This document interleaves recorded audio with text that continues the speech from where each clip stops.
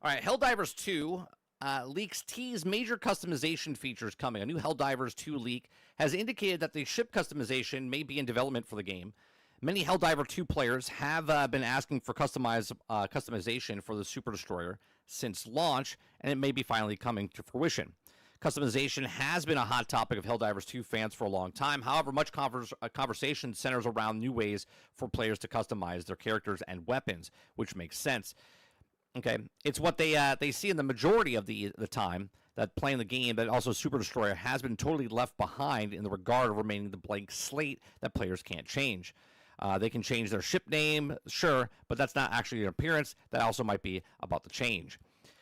Here's the thing that's happening right now with the Helldiver community, right? So a lot of people are upset. They don't want any updates. They don't want anything. They want fixes. They want fixes with this game ahead of time. So yes, these are all rumors and that might be coming down the pipeline. But if they keep adding stuff like this, but yet the game keeps stuttering, sound keeps cutting out, keeps crashing, optimization problems, people are going to get pissed off the more stuff you add and yet not fix the other things on the other end. So according to the post by a reputable Helldiver 2 insider, Iron Sights on X, various ship customization options have been discovered in the game files. Rumored color customizations for Helldiver's Super Destroyer includes primary color interior, second color, banner color. Iron Sights also claims that the texture customization may become available as well, with options including set texture and set banner. They do attempt to temper expectations by saying that the content is possibly scrapped, so it's not quite time to get excited yet, right? So they could potentially not even bring this out, which again goes into if you're not going to fix the problems in the game and yet keep adding more stuff, yeah, it's kind of tone deaf, right? So it says in a follow-up post, Ironside said that there's a lot of customization in relation to ships, armor, and weapons, but doesn't know if they'll be added, stating that developer Arrowhead Game Studios is holding on to a lot of content at the moment. If Ironsides is correct, it's unclear why the developer isn't releasing this content. I would hope it's because Arrowhead's like, yeah, we can't keep adding stuff while there's still stuff broke. I would hope, okay? It's entirely possible that it simply isn't in a finished state yet, but it's also good to know that the studio is still at Helldiver's customization is on mind for the future. It says it's also worth remembering that the developer could be hesitant to release anything that may harm game performance. Yeah, you would hope so, right? Players have also been reporting Helldivers 2 performance is getting worse for a while now, and the optimization is quickly becoming one of the biggest requests for the community. Giving players the ability to customize their Super Destroyers sounds great on paper, but it does amplify the performance issues in any way. It will be frustrating for players who are already experiencing those problems during missions. Right, I don't want more stuff coming to the game if it's broke. Do you know what I mean? It's like, why would I want that? So, obviously, cool. If the game's running perfectly, right, because there's rumors out there that they're going to let the factions fight each other, but that'll bring down performance as well, right? There's rumors out there that there are going to be more customizations and holiday events coming up and all these other things happening. But if the game's performance is shit, then you don't want the updates. You don't want these things coming into the game because look what happened just 2 weeks ago, 3 weeks ago, right? It came out for Xbox at the end of last month. Then 1 week later, they came out with a new update where you had the cave system, and the new enemy types came in for the terminus. And yet they took it out of the game for about 5 weeks so they could fix it, right? What's the reason what's the point of putting something in the game if it's broke, buggy, and unfinished, besides pissing off the fan base that you already have and then pulling it away, right? So obviously, don't put stuff in the game, especially like how you unlocking these, right? Are these war bond things? Is it real money that you're going to be spending? Is it metals or resources that you're going to be, right? But if the game experience is crap, then I don't want to put more stuff towards my time in the game if the performance issues are getting worse, right? Fix the game, make sure it's stable, then add stuff. These are just my thoughts. Let me know yours in the comment section down below. Let me know what you guys think. Are you excited that they're adding more stuff into Helldivers? And let this be any game, really, right? Are you excited when games add more stuff, but yet the performance stays the exact same, meaning it's broke, buggy, and unfinished? Let me know in the comment section. Let me know in the live chat. Please make sure you share, like, subscribe, and if you like what I do here, check out some of our other videos. Thanks for watching. Yeah, I don't know if I like this. You know what? Let me put my headset on real fast.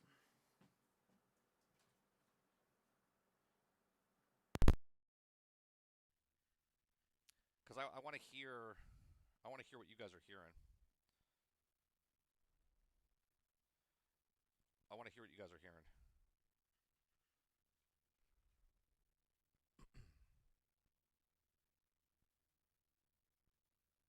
Because if it doesn't sound good, then we have an issue, right? So I got to fix it before it gets worse.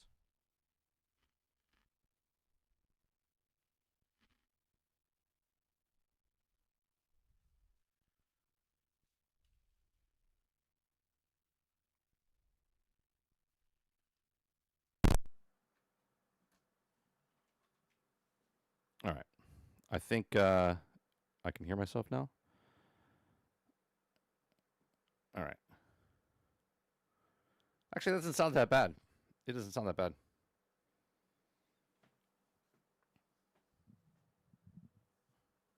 It does sound a little tinny. I have to mess with stuff in the audio settings.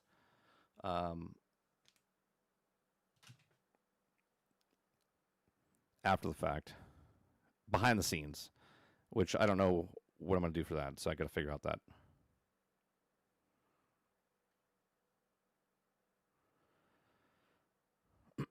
Roic says fix the foundation first, then add things. And Altern says, yeah, like the bugs where everyone goes into their own instance and they're unable to join back in the rest of the entire game. Yeah, that's a bad one. That's a bad one.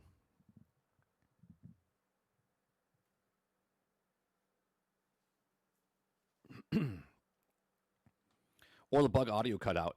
The sound is the one that bugs me, right? I know we're talking about bugs, not bugs in the game, but actual bugs. Um, that's the one that bothers me the most, right? Where all of a sudden you're missing sound cues, you can't hear something, and then all of a sudden something comes up behind you, and then it's not a good experience overall when stuff like that happens in the game. Eclipse says, yeah, fix the netcode first, please, or whatever it is that does happen when it's not too many enemies on the higher difficulties. It's unplayable. Yeah, some people. This is why I've watched people play like level 10s and 9s, and they're just constantly uh, just getting stutters and stain. It almost looks like what Borderlands is happening. What the stutterings that's happening with Borderlands. Okay, and here we are giving shit to Borderlands, and Borderlands is 2 weeks old.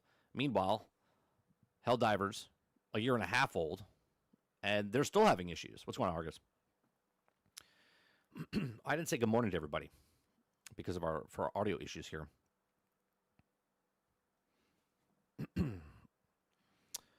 Morning, Runner Rose, Eclipse, Jason, Ward, Sarge, Altern, Big Mo.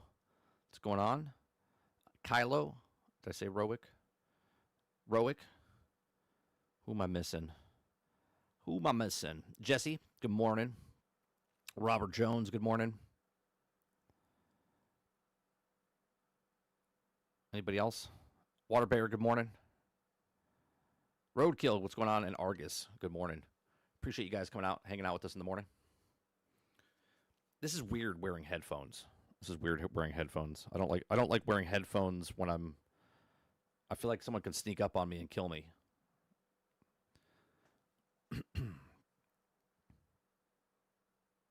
Time for a new mic? No, the mic is fine. It's the audio mixer that I'm using. Our audio mixer broke yesterday, and so I had to buy a impromptu one as a replacement, and so I'm testing it out, and I don't know if I like it. So it is what it is.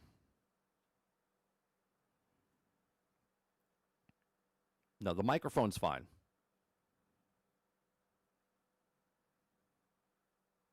Oh, that's what I wanted to look up real fast. Let's see.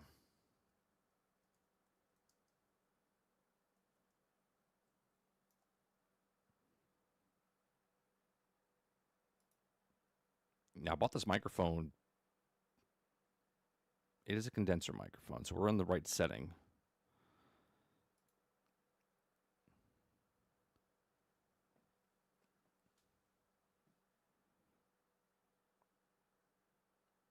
What's going on, world? All right, let's go from that to the first main story that we have, which is Xbox users reportedly play more games than PlayStation 5 or Steam players, and there's one big reason why. So I don't know what this is, but a lot of people always say that Xbox guys don't buy games, and they don't play games. So here it says Xbox users reportedly play more games than PlayStation 5 or Steam players, and there's one big reason why. If you guys like what I do here, we do this Monday through Thursday from 10 o'clock in the morning till noon Eastern. If you like it, hit that like button, hit that subscribe button. If you'd like to go above and beyond that, become a member as little as $5. Okay? All right, so Xbox users reportedly play more games than PlayStation 5 or Steam players, and there's one big reason why. Despite fewer Xbox systems being sold in recent years, Xbox players are jumping into games at a higher rate than other platforms. So PlayStation 5 and PC may have larger player base than Xbox these days, but Xbox apparently still has the other platforms beat on one metric. According to the new report, Xbox users play more games than their PlayStation 5 or Steam counterparts, and it's due to Game Pass. Okay, based on the data collected by the analytics, Xbox users on average play almost 6 games each in August of 2025. This is significantly more than Steam players who play 4.5 games on average, and PlayStation 5 players play 3.7 games. I wonder how many people of Call of Duty is that right there, right? It says that Ampere suggests that this finding is due to Game Pass effect. In essence, enough Xbox players are Game Pass subscribers at this point that the ability to easily try out dozens of new games actually shows up in the data. However, the analytics suggest that Xbox players are spending less overall time playing games compared to PlayStation 5 and Steam players. While this dynamic has often been true in the past, okay, the statistic states that in August 2025 was particularly unbalanced. Xbox users played only 7.7 hours of games on average, much lower than the PlayStation 5 players at 12.7 players and Steam players at 11.9 hours. Okay, so they're playing more games in less time, where PlayStation's playing less games but more time. So that's Call of Duty, right? That's Call of Duty, Madden, probably. Okay, so it's also worth noting, it says that these trends vary considerably over time. Different games released dominate certain months. The upcoming launch of Black Ops 7, for instance, will likely rebalance game time across the platform, as Xbox users will receive it in Game Pass despite the variance. The general dynamic is quite resilient. Xbox users leverage Game Pass to sample far more games than players on the other platforms, but they also tend to spend less time gaming per month. Okay, it says this report also comes in an uncertain time for Game Pass model. While Xbox said the Game Pass will get the largest investment ever this year, there's also other signs to discontent. Many developers have critiqued Game Pass effects on the industry, such as former PlayStation boss Sean Layden. But Sean Layden is not even he's not even with PlayStation. He's not with Xbox. He's not with anybody. He's with Tencent. He's with Tencent. Okay, like, come on, bro. Like, I understand he's an expert because he worked in the business. He was the head of PlayStation at one point. But come on.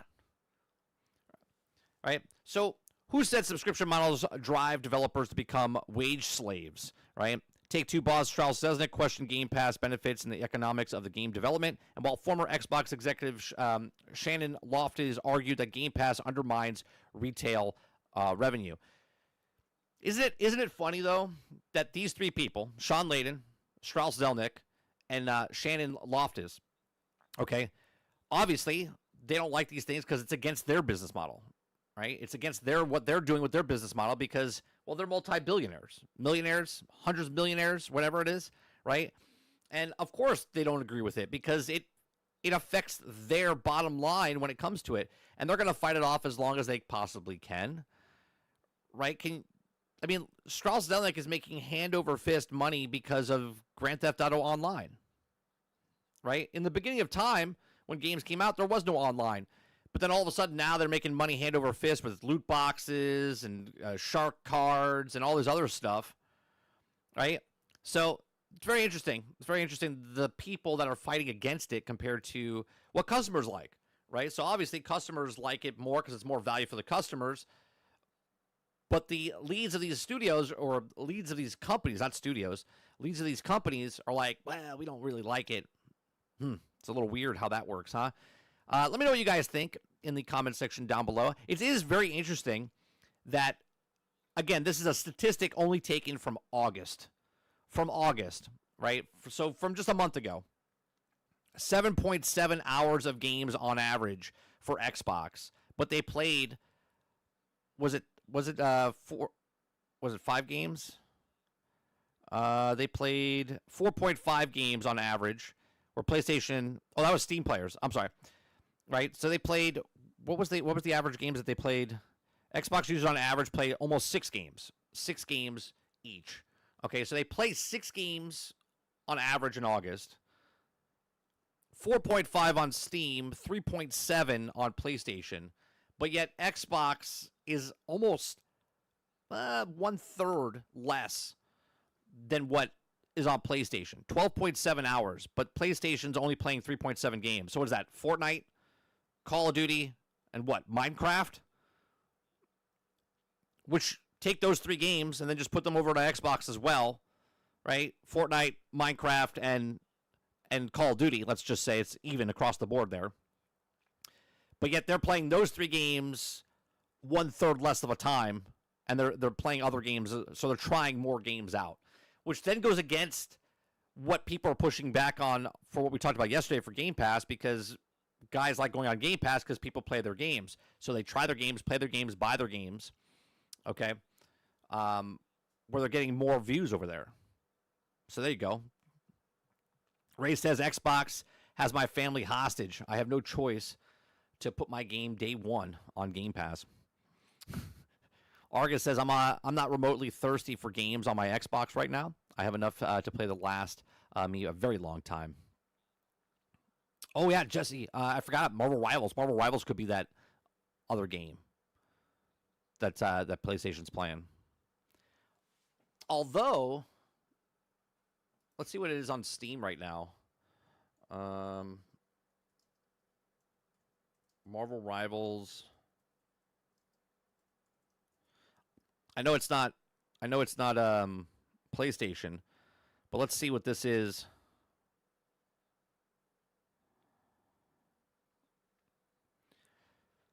So 43,000 right now playing on PC. So you'd think maybe about the same, maybe a little less, maybe a little bit more.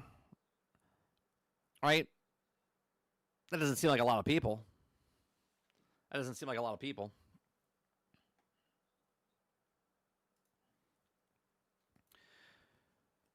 It's they have access to more free games. You boot any game and it counts. I want to say it's free games. They're about like pennies. They're like penny games, right? Because you're paying $20.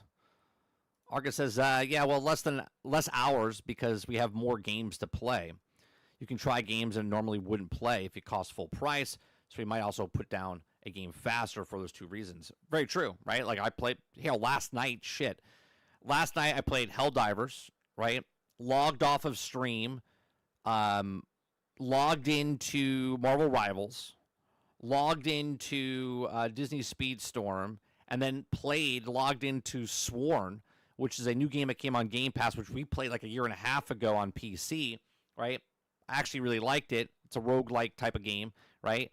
And I played that for about an hour and a half, 2 hours, right? So I got off stream at it was like 11 o'clock. I played until about 12:30 last night, and I played Swarm. So within just moments, right? Technically, I played 2 games, but I logged into 4.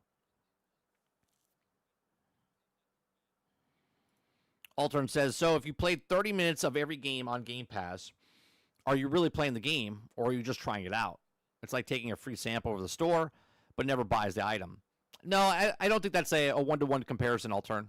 Because, like, for instance, I played Sworn yesterday. I played Sworn for about an hour and a half. I leveled up the Swordsman. Then I got the Monk unlocked, did the Monk. Then I got the Warrior unlocked. And then at the very end, I unlocked, I forget the last guy. And I played 4 different characters in an hour and a half. You could say I got a sample, but a sample would be like I played one guy, one board, and that was it.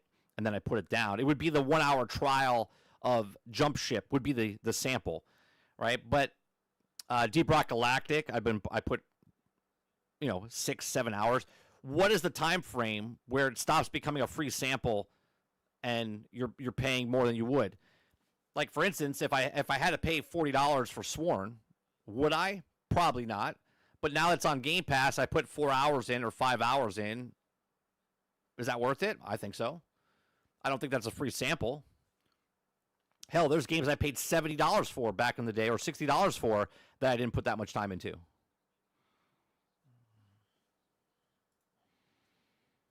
Argus says, within an hour or two, I played Borderlands 4, Helldivers 2, Zenless Zone, Zero, and Variety is the spice of life.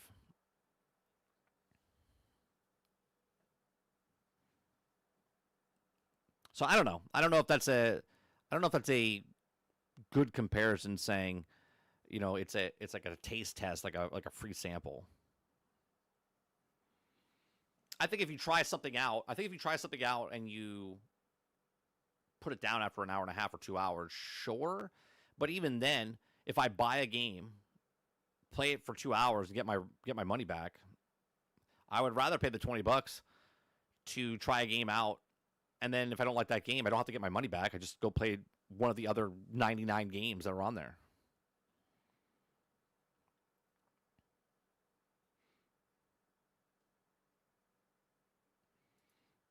All right, we go from that.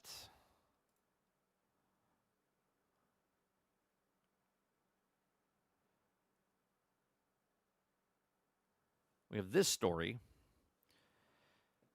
which is Fortnite fans say that Epic is throwing stuff at the wall with baffling updates as Battle Royale concurrents dip, and there's some truth to it. Okay? Now, I read the stories and articles on the stream with you guys for the first time, give you my thoughts and opinions. If you guys like it, hit that like button, hit that subscribe button. If you'd like to go above and beyond that, become a member as little as $5. We're live Monday through Thursday from 10 o'clock in the morning till noon Eastern. Now, this is my concern. Now, obviously, people are going to compare this and go, well, it's been out for 7-8 years. This is right here is my concern, right? Fortnite fans say that Epic is throwing stuff at the wall with baffling updates as Battle Royale concurrents dip. Remove Fortnite, right? Remove Fortnite and add Battlefield, okay? Battlefield fans say that Battlefield or EA is throwing stuff at the wall with baffling updates as Battle Royale, right? So, like, what Fortnite's doing right now, obviously, remember, Fortnite was a save the world, was a tower defense type of thing, like orcs, kill all orcs or whatever, right? But then it changed from that to what we know today as a Battle Royale within 3 months, right? I have a song about it. I got a song about it. Want to hear it? Here we go, right? So within 3 months, they changed the whole format of Fortnite. And since then, they've just been chasing what that is, right? They constantly put IPs in, brand new brands come in. It's basically a video game, or it's an advertisement board disguised as a video game, okay? Not knocking it. That's just what it is, okay? You could say Minecraft has done the same thing and Roadblocks and all these other ones. But Fortnite is just like kind of just testing out the waters, which they can. They have the luxury of doing that, by the way, because they're making so much money that they can do this. So, but this is what Fortnite is. Fortnite can and has the luxury, or I was going to say luxurious, but the luxury, okay, of doing this. Where if Battlefield all of a sudden would try to throw different game modes and different things, it wouldn't fit as well because it's a military game, right? So it says Epic Games unpetted Fortnite's Battle Royale meta this season when, without warning, they brought back 2 fan-favorite assault rifles and powerful shotgun from previous seasons. Fans were stumped. None of them fit the season's bug-infested theme. One of the rifles instantly became, in my opinion, the best weapon in the game, with the other close behind. It says, quote, they really just throwing everything at the wall and seeing that what sticks, huh? Said one user on the game's official subreddit. Another said that the random loot pool, including these new weapons and recently added shockwave hammer, felt like a feeble attempt to keep the season fresh. It's funny. My son's 11 years old. He just started playing. It's almost been a year since he's started playing Fortnite Battle Royale. Okay. So he started when he was 10. He's now 11. And he sees this. He says, oh, I don't like this season. They're kind of just throwing stuff in. It doesn't make sense. He's actually said this, right? All of a sudden, right now, as I read that, I heard my son say something because, like, Dad, he runs in the room. He's like, Dad, they did this. They put this gun in. They put this in. And I'm like, that's good, right? Okay, I understand. But now it just hit me. He's complaining too. And my son's not on the internet. My son is not surfing forums and whatnot to repeat what these people are saying. He's just telling me what he notices and what it is. Okay? It says many claim the dwindling player counts in Battle Royale and zero build, typical Fortnite's two biggest modes, were the trigger. This time last year, Battle Royale averaged 300,000 players, is now less than half of that. Okay? Well, that's look, that's so hard to keep that number. Hell, it's hard to keep the number that I have. Sometimes we have 40 people watching. Sometimes we have 30 people watching, right? It's super hard to keep that number up at 300,000. It's mind-boggling. There's games out there that still have that number up, like League of Legends and stuff like that, or CSGO. It's crazy that they're all still up in those types of numbers. It says, so what's going on? How concerned should loyal players be if Epic's reaction to Scattergun, as some fans suggest? I have a question, though. So 300,000 goes down to 150,000. That's still 150,000 people concurrently playing a game. All right? 150,000 concurrent still playing the game. If you're a person, right, there's games out there that have, we just showed Marvel Rivals got 43,000, right? 43,000. And now they're telling us that 150,000 down from 300,000. Everyone's like, the boat's going down, jump ship. Like, how concerned should loyal players be? What do you mean? Fortnite's been like this, up and down. I don't even know. They don't show the numbers, right, off of Steam, because it's mostly on Epic and whatnot. I just don't get that. It says there's also lots of reasons for a player to count to dip. Not all of them linked to the mode itself. Of course not. It could be the season that people don't like it. Maybe they don't like the brand. Maybe they're not big into what is it, the Ultra Zoid or the Power Rangers. Maybe the Power Rangers is a turnoff for people. They're like, I'm good, right? So first, Fortnite's overall number always fluctuates. Average player counts have hovered around 1 million for the past few months, which is lower than normal. But the line is also with drops in the summers 2023 and 2024. Yeah, kids go to school. That's what happens. Second, Fortnite has more modes than ever before. This is a problem I have. Right? Obviously, the business doesn't care, right? Because if they have 15 modes, 20 modes in that game, it doesn't matter for the business. All those people are still playing the game, but they're spread across 20 modes. I have a problem with this with Battlefield, because if Battlefield has the Battle Royale and the Conquest and the Breakthrough and the Operations and the Team Deathmatch, and they have the Portal, and then in Portal they have all of these matches with inside Portal, so people that would be in the regular game are now over on Portal. There's so many different game modes that are happening in that game, and they're all not going to survive. Obviously, that we understand that, right? Where Fortnite's completely different. Beast when it comes to that. It says this frustrating of the player base has driven some fans away altogether, including a group I used to play with. If you're logging on today for the first time since 2024, then you're confronted by a confusing menu full of unfamiliar game modes, some with amateur artwork. It's enough to convince some people that Fortnite has changed too much. I think that's a little weird, considering Fortnite, I think, has established from the very beginning that it constantly changes. Where Call of Duty has lost its identity, right? And Battlefield's losing its identity. So for them to say that, this writer saying that Fortnite has changed too much, meaning it's losing its identity, I don't know if that's true. It says many players hated the 2 overpowered movement medallions added to Chapter 6, Season 4. Fighting anyone carrying them is also painful for holding, also felt essential for winning. So everyone funneled towards the same 2 map locations to grab them. Epic removed the medallions entirely 2 weeks later, but imagine that for some players that the damage was done.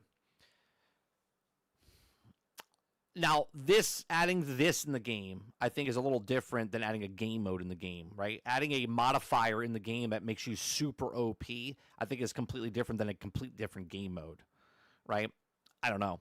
It says others say that the Battle Royales is now too intimidating for new players. And this is actually goes back to my main point that people don't want to play PvP games. They think they want to play PvP games until they get their ass kicked, and then they're like, it's too intimidating. I'm going to go play. And this is why there's bots in games for make you feel better about yourself, right? It says, I feel its two lobbies are sweatier, okay, and opponents are sharper. It's a combination of hardcore players moving from ranked modes to regular Battle Royale. Ranked has lost disproportionately more players, okay? So prolific streamers and also content creators sharing tips with viewers, and also simply the game getting older, which means longtime players are even more experienced relative to newbies.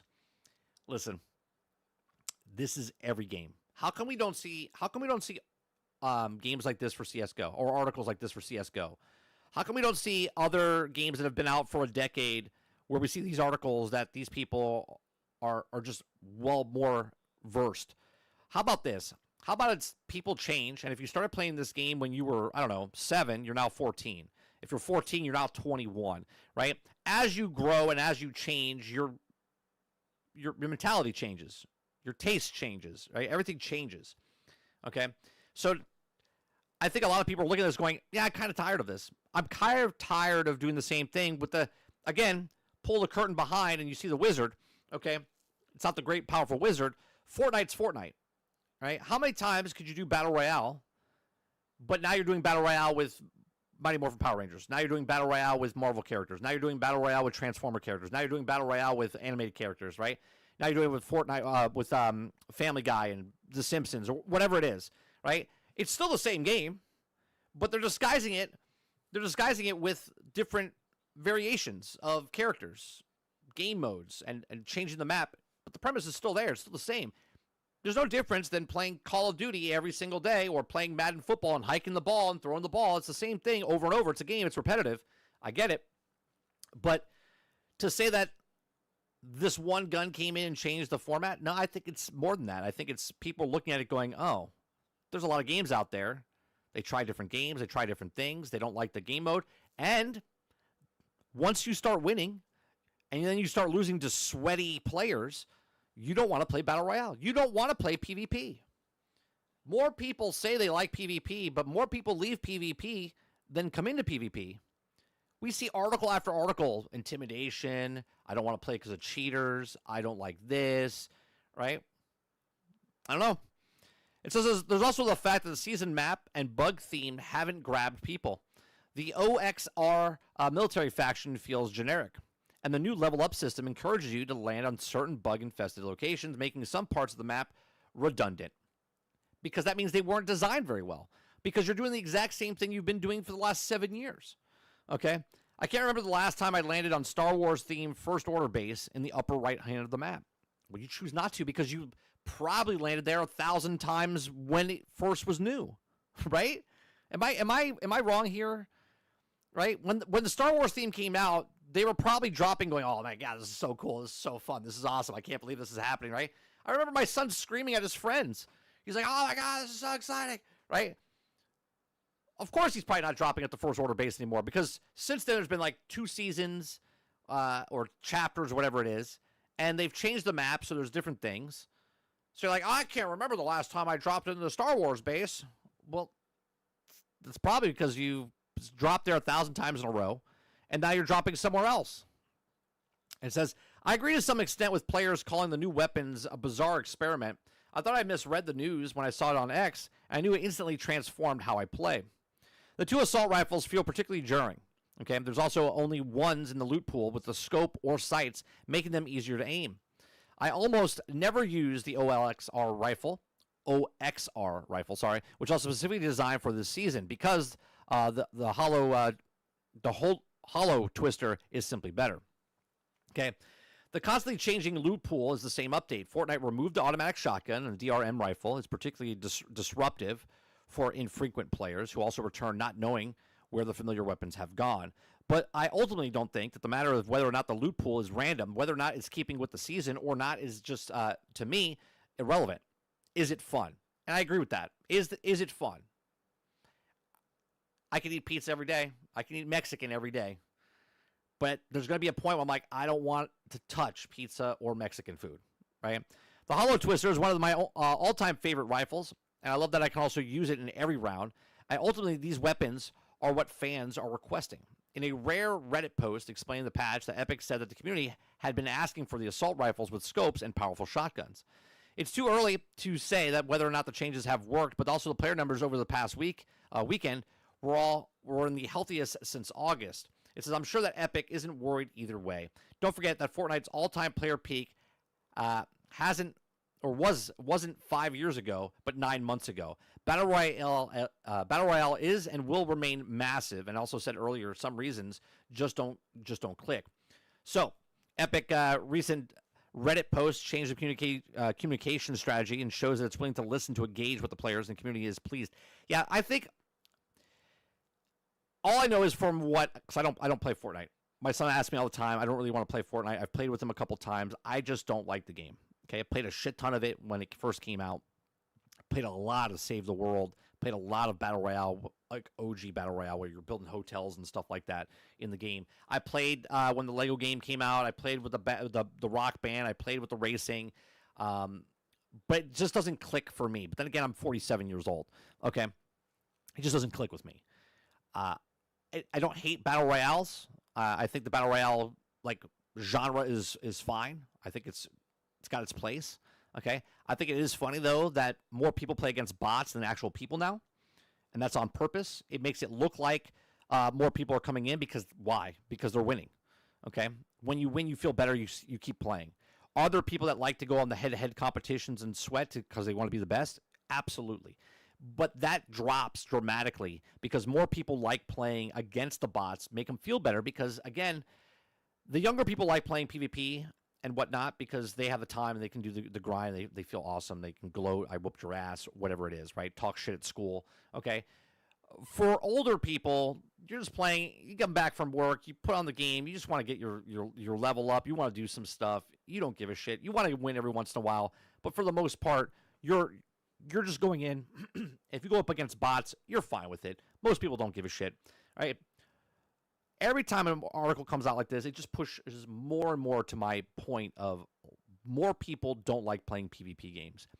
It makes it look like they are because they're very vocal. People write articles and say that, and people come in and go, well, I love PvP, which is great. There's no actual stats or anything. Like, no one's done a study if there's more PvP players or PvE players. It's really hard to justify that because if you watch PvP games, obviously all PvP players, but now there's a blurred line because there are bots. We talked about Arc Raiders yesterday, right? Arc Raiders is PvPVE, where you're playing against players and you're also playing an environment. But how many times do people play and try to avoid the other people because they just want to play the game, right? And that's not just for that game. That's for all the other games that are out there as well. People like going up against bots more than people because they want to win. They want to feel better about themselves, okay?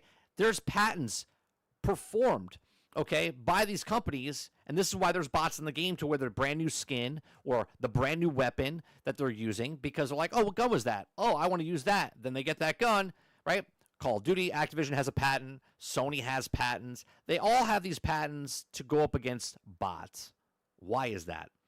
Because in the future, they want everyone to feel, if you feel like you're winning, you're going to spend more than if you feel like you're losing. If you're losing, you're like, peace out. I don't want to play this game anymore. It's bullshit. It's a cheater. It's whatever else, right? That's the first thing that everyone goes to when you're playing a PvP game. You get shot, you're like, that's a little sus. I think that guy's cheating.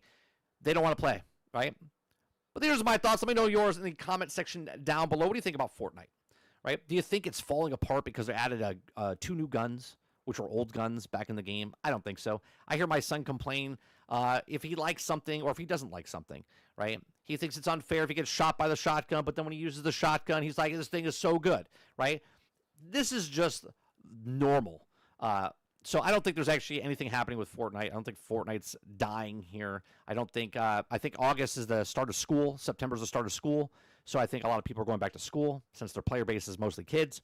Okay, so I think that the player base is probably down because mom and dad are like good parents are probably like, hey, a little less Fortnite, right? A little less Fortnite, a little more schoolwork maybe, and maybe that's why it's down. But again, these are just my thoughts. Let me know yours in the comment section down below. Please make sure you share, like, subscribe. If you like what I do here, check out some of our other videos. Thanks for watching. Robert Jones says, I had to take a call, but the hour stat could be two things. And we don't know what they use. Less hours because less players, and they also use the overall average, or less hours because individual Xbox user. True. Actual less time. Eclipse says, where are they getting those numbers? A 24-hour peak on a player count website, it's at 900,000. Is it because of just one mode? I think it's just because of the one mode, Eclipse. Roadkill says the baby steps game I downloaded a trial yesterday. It lasted like 15 seconds. The most frustrating dumb shit in the world. I know exactly what you're talking about. That's where you have to move the thing and the guy takes the steps or whatever. Yeah, I'm good. I don't play those types of games. Jesse says Epic Games, they just don't want what they do with anymore, and this is why half the reason why they're throwing everything at the wall and what it sticks. They just do something original, not the chasing trends. Fortnite and Epic knows what they're doing, right? They know the writing's on the wall at some point, and this is why they're teaming up with Walt Disney World. This is why they teamed up with Lego. Lego's its own game mode within Fortnite because Fortnite is the platform. This is why they signed a $2.5 billion deal or whatever it was for Lego. This is why they have a 1.5 or 1.4 billion deal with Disney. This is why next year or this year, was it this year or next year? I think it's December this year. Star Wars comes into the actual game where people can start making Star Wars maps and different game modes with inside the thing. This is why they're franchising it out to other, not franchising, that's the wrong word. This is why they're teaming up with like Squid Games, putting that in where you can create your own stuff. Fortnite is just one big advertisement. Not for Fortnite. It's a big billboard, right? A big billboard. There'll be Ford coming into the right? If they put the Cybertruck in there, right? They'll put Ford cars or Honda cars or whatever else. Whoever wants to pay the money, that's what they'll do, and they'll put it in the game. Because it's just one big, living, breathing advertisement. That's what Fortnite is. It's just disguised as a Battle Royale. It's just disguised as a rock band. It's just disguised as a racing game. It's one big billboard. Robert Jones says, Fortnite has been throwing random shit at the walls since day one. Pepperidge Farm remembers. That's exactly right. They know what they are. 100% they know what they are. They didn't know what they were because they made the survival game, Save the World. Soon as they switched over to Battle Royale and started getting the brands to come in, they knew exactly what they were doing. They're like, advertisement. That's what we're doing. We sell advertisement space. Warner Bear says, I think Fortnite is trash, but hey, I never played it. Still pissed they dropped Paragon to work on Fortnite BR. Sarge says, but why don't the game companies ask the same question you just did? What would be logical? They don't need to ask that question, Sarge. Waterbird says, yes, you do, 30. Just form of souls like truck games you play. It's true. It's true.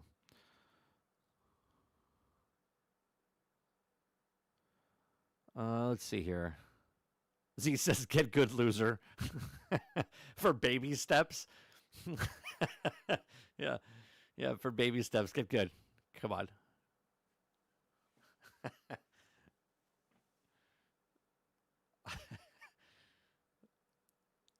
All right, so we got that.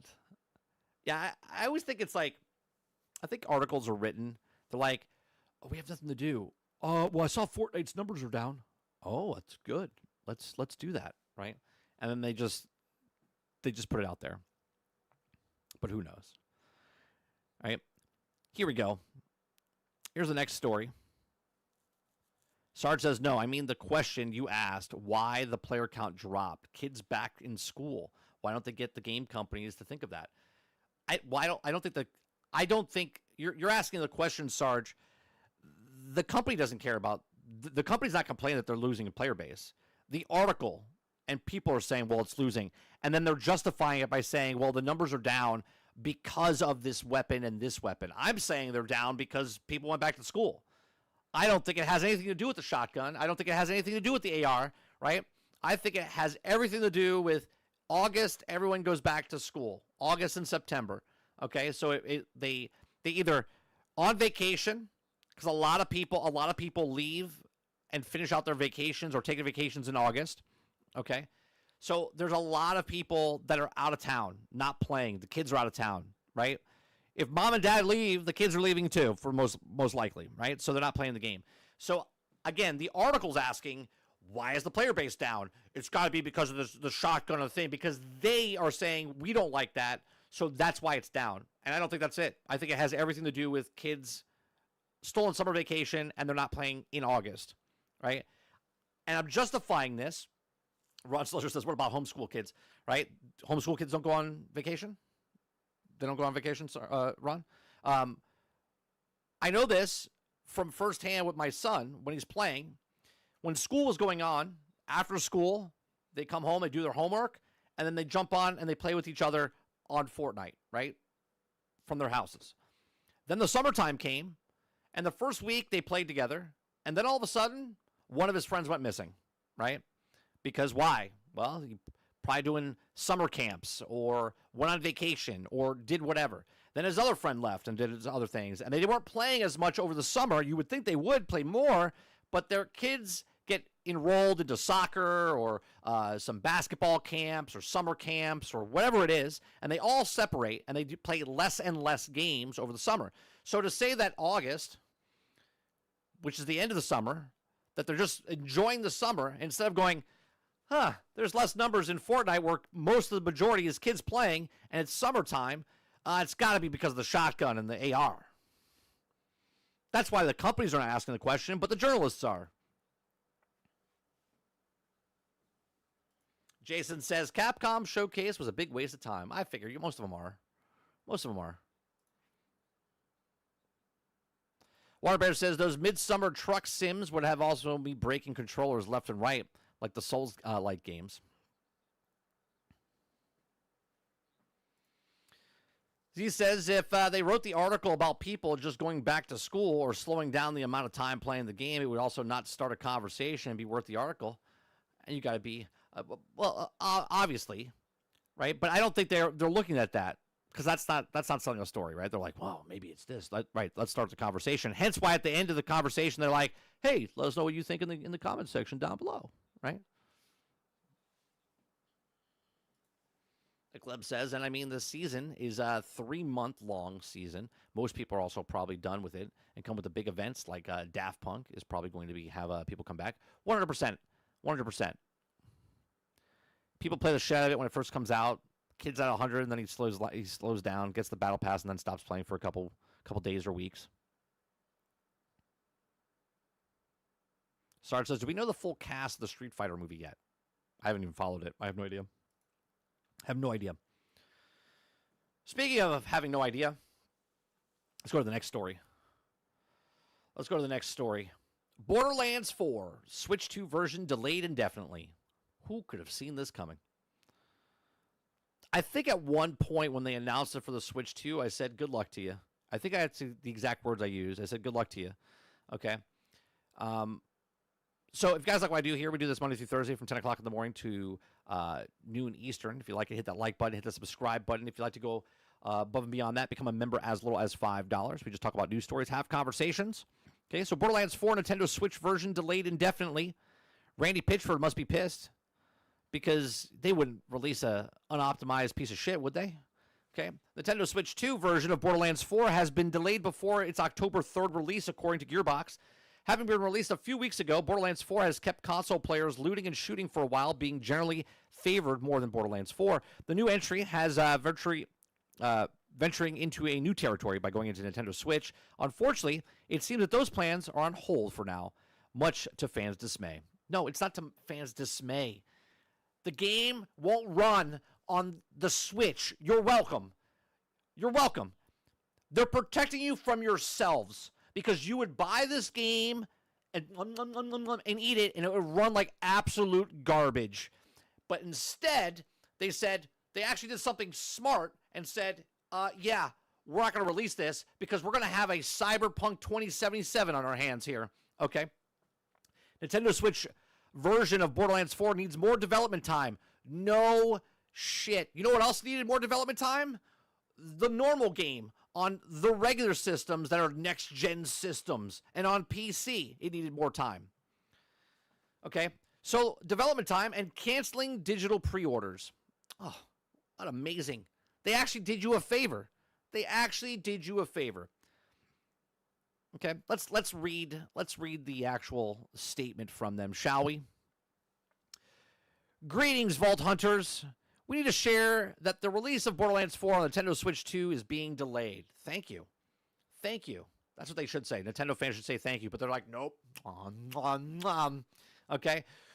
We do not take this decision lightly, okay, but committed to ensuring that we deliver the best possible experience to our fans. Man, I wish you said that 2 weeks prior before releasing Borderlands 4 as a buggy performance mess on PC, consoles, across the board, okay?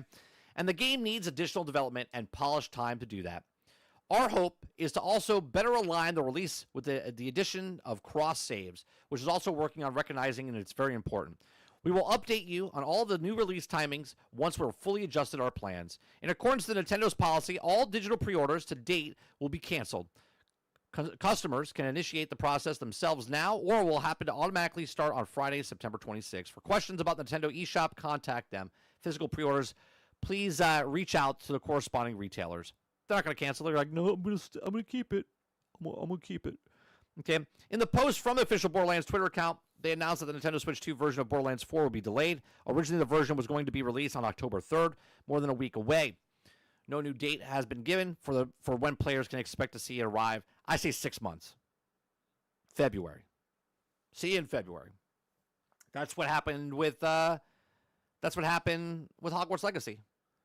Nintendo Switch was supposed to release the exact same time as the game. Game came out in February. They didn't release it until like November. Okay? It was like 9 months later. Okay? The post also states that all digital pre-orders of Borderlands 4 are canceled. Players who also pre-ordered the title will have their own their orders canceled on September 26th. It says, "Are you upset about Borderlands 4 delay on Nintendo Switch?" No, I would be upset. I would be upset with the company, not the delay, with the company that was going to sell me a broke and buggy, unfinished game. Right? Think about how bad they went. Think about this. If there wasn't backlash for the performance issues right now on the Xbox, the PlayStation, and the PC, they would go full steam ahead with this. This would have not been a problem. But because people had problems with the PC version, with the console versions, they went, we can't do this. We're going to get lambasted for this if we do this. Okay? They can't do it. They would look like complete and utter tools for doing this. So now they actually look like a goodwill. They're like, well, let's save them from themselves because we don't want the Nintendo fans suffering like the PlayStation, Xbox, and the PC fans. But they were going to do it. They were going to do it. But thank God they delayed it for Nintendo. So Nintendo will get a better game. Okay, they will get a better game, hopefully, when they go down the line. Okay, if it's 3 months, 6 months, whatever it is. But if they don't do that, what the hell happened to my screen? Right? If they don't, like if they delayed it, now it comes out. Let's say it's 3 months from now, 6 months from now, and it still has problems. Oh my God, it's gonna be glorious. It's gonna be glorious. They'll be like, let's see how many people check to see if there's problems with it. That will be glorious. Glorious. But these are just my thoughts. Let me know yours in the comment section down below. What do you think about the Borderlands 4 Nintendo Switch 2 delayed indefinitely until they fix? You know what? Until they fix it. No, it should be until they complete it. Until they complete the game. Once it's complete, then they will launch it. Imagine that. Make a game, sell a game. Hit the like button, hit the subscribe button. If you like what I do here, check out some of our other videos. Thanks for watching. I wonder if I lower this all the way down.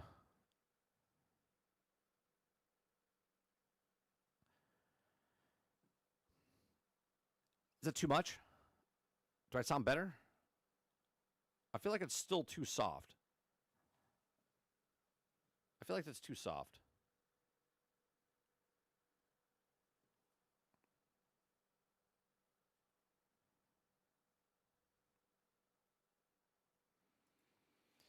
Jason says, who the hell would buy the Switch 2 version anyway? Oh, Dustin. Dustin would. Yeah, Dustin would buy it. He'd buy 2 copies of it.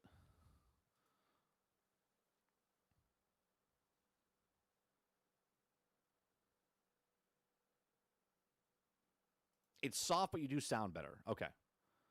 All right. Well, if it's soft there, then let me bring up the gain.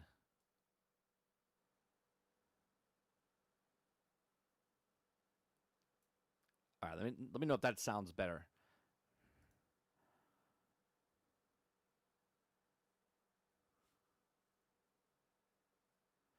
Sounds like the input gain is too much. Lower that, and you should be able to be output.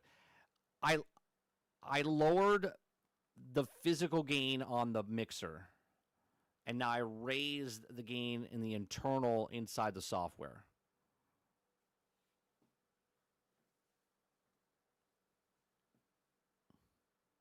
It still sounds like it's clipping though, but it's not. None of the bars are clipping in any form. At least in my headset.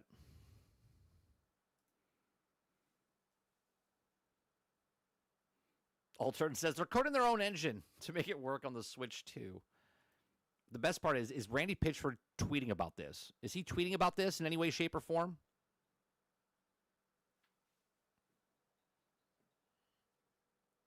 Swamakogi says just hopping into the stream now, noticing a bit of distortion on your audio. Yeah, it's a brand new audio mixer.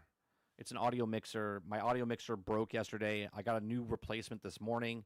So I got everything set up. So it's going to take a little bit of time to tweak it.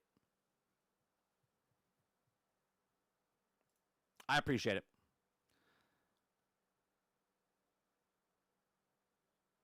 I might have to just go buy, the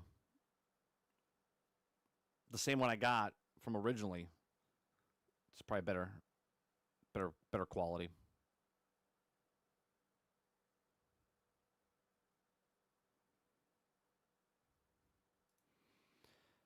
That should help, but it's not sounding great. Like the capsule in your mic is having an issue. Yeah, I don't know. Cuz I can't change, I can't change anything here.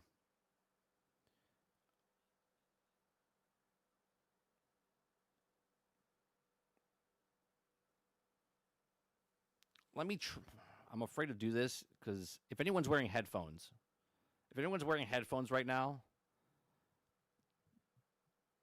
take your headphones off for just a couple seconds cuz I'm going to push a button and I don't want to make a lot of noise or anything like that. So lower your volume, pull your headphones away from your ears if you have them. I'll give you a 3, 2, 1.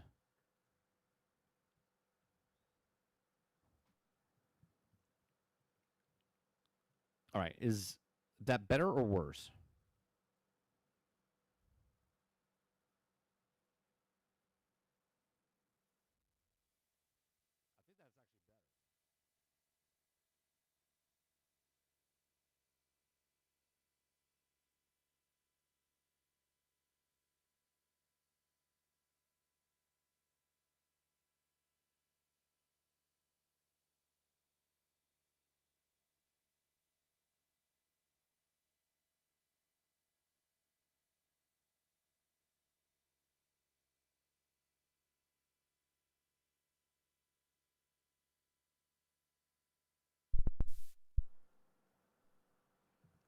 All right.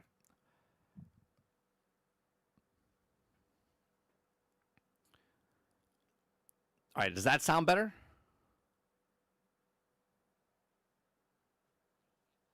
No, it doesn't.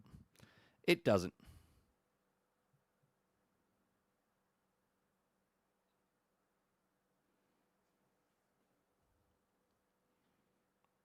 I think I'm gonna have to. Man, what a pain in the ass. If you ever stream or anything like that, it's always it's always a it's always a problem. There's always like these little problems that happen behind the scenes. Always irritates me.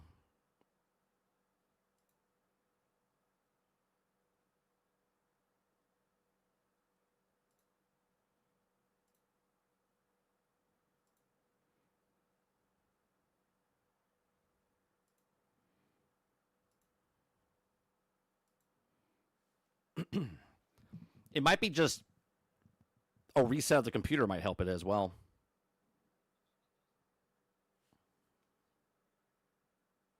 You know, which we can't do now, obviously.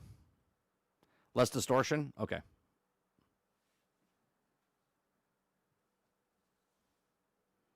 If it's a really bad unit, I'll get another one. Maybe. Um, I'll have to go to. The problem was I needed a replacement like ASAP, so I ordered the one that was pretty good reviewed off of. So otherwise, I wouldn't have a show at all.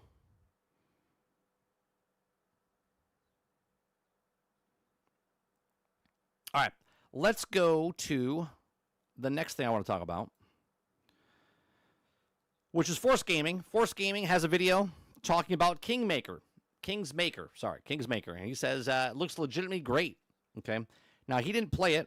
He's just going into depth about what this game is, and a little bit that I watched yesterday.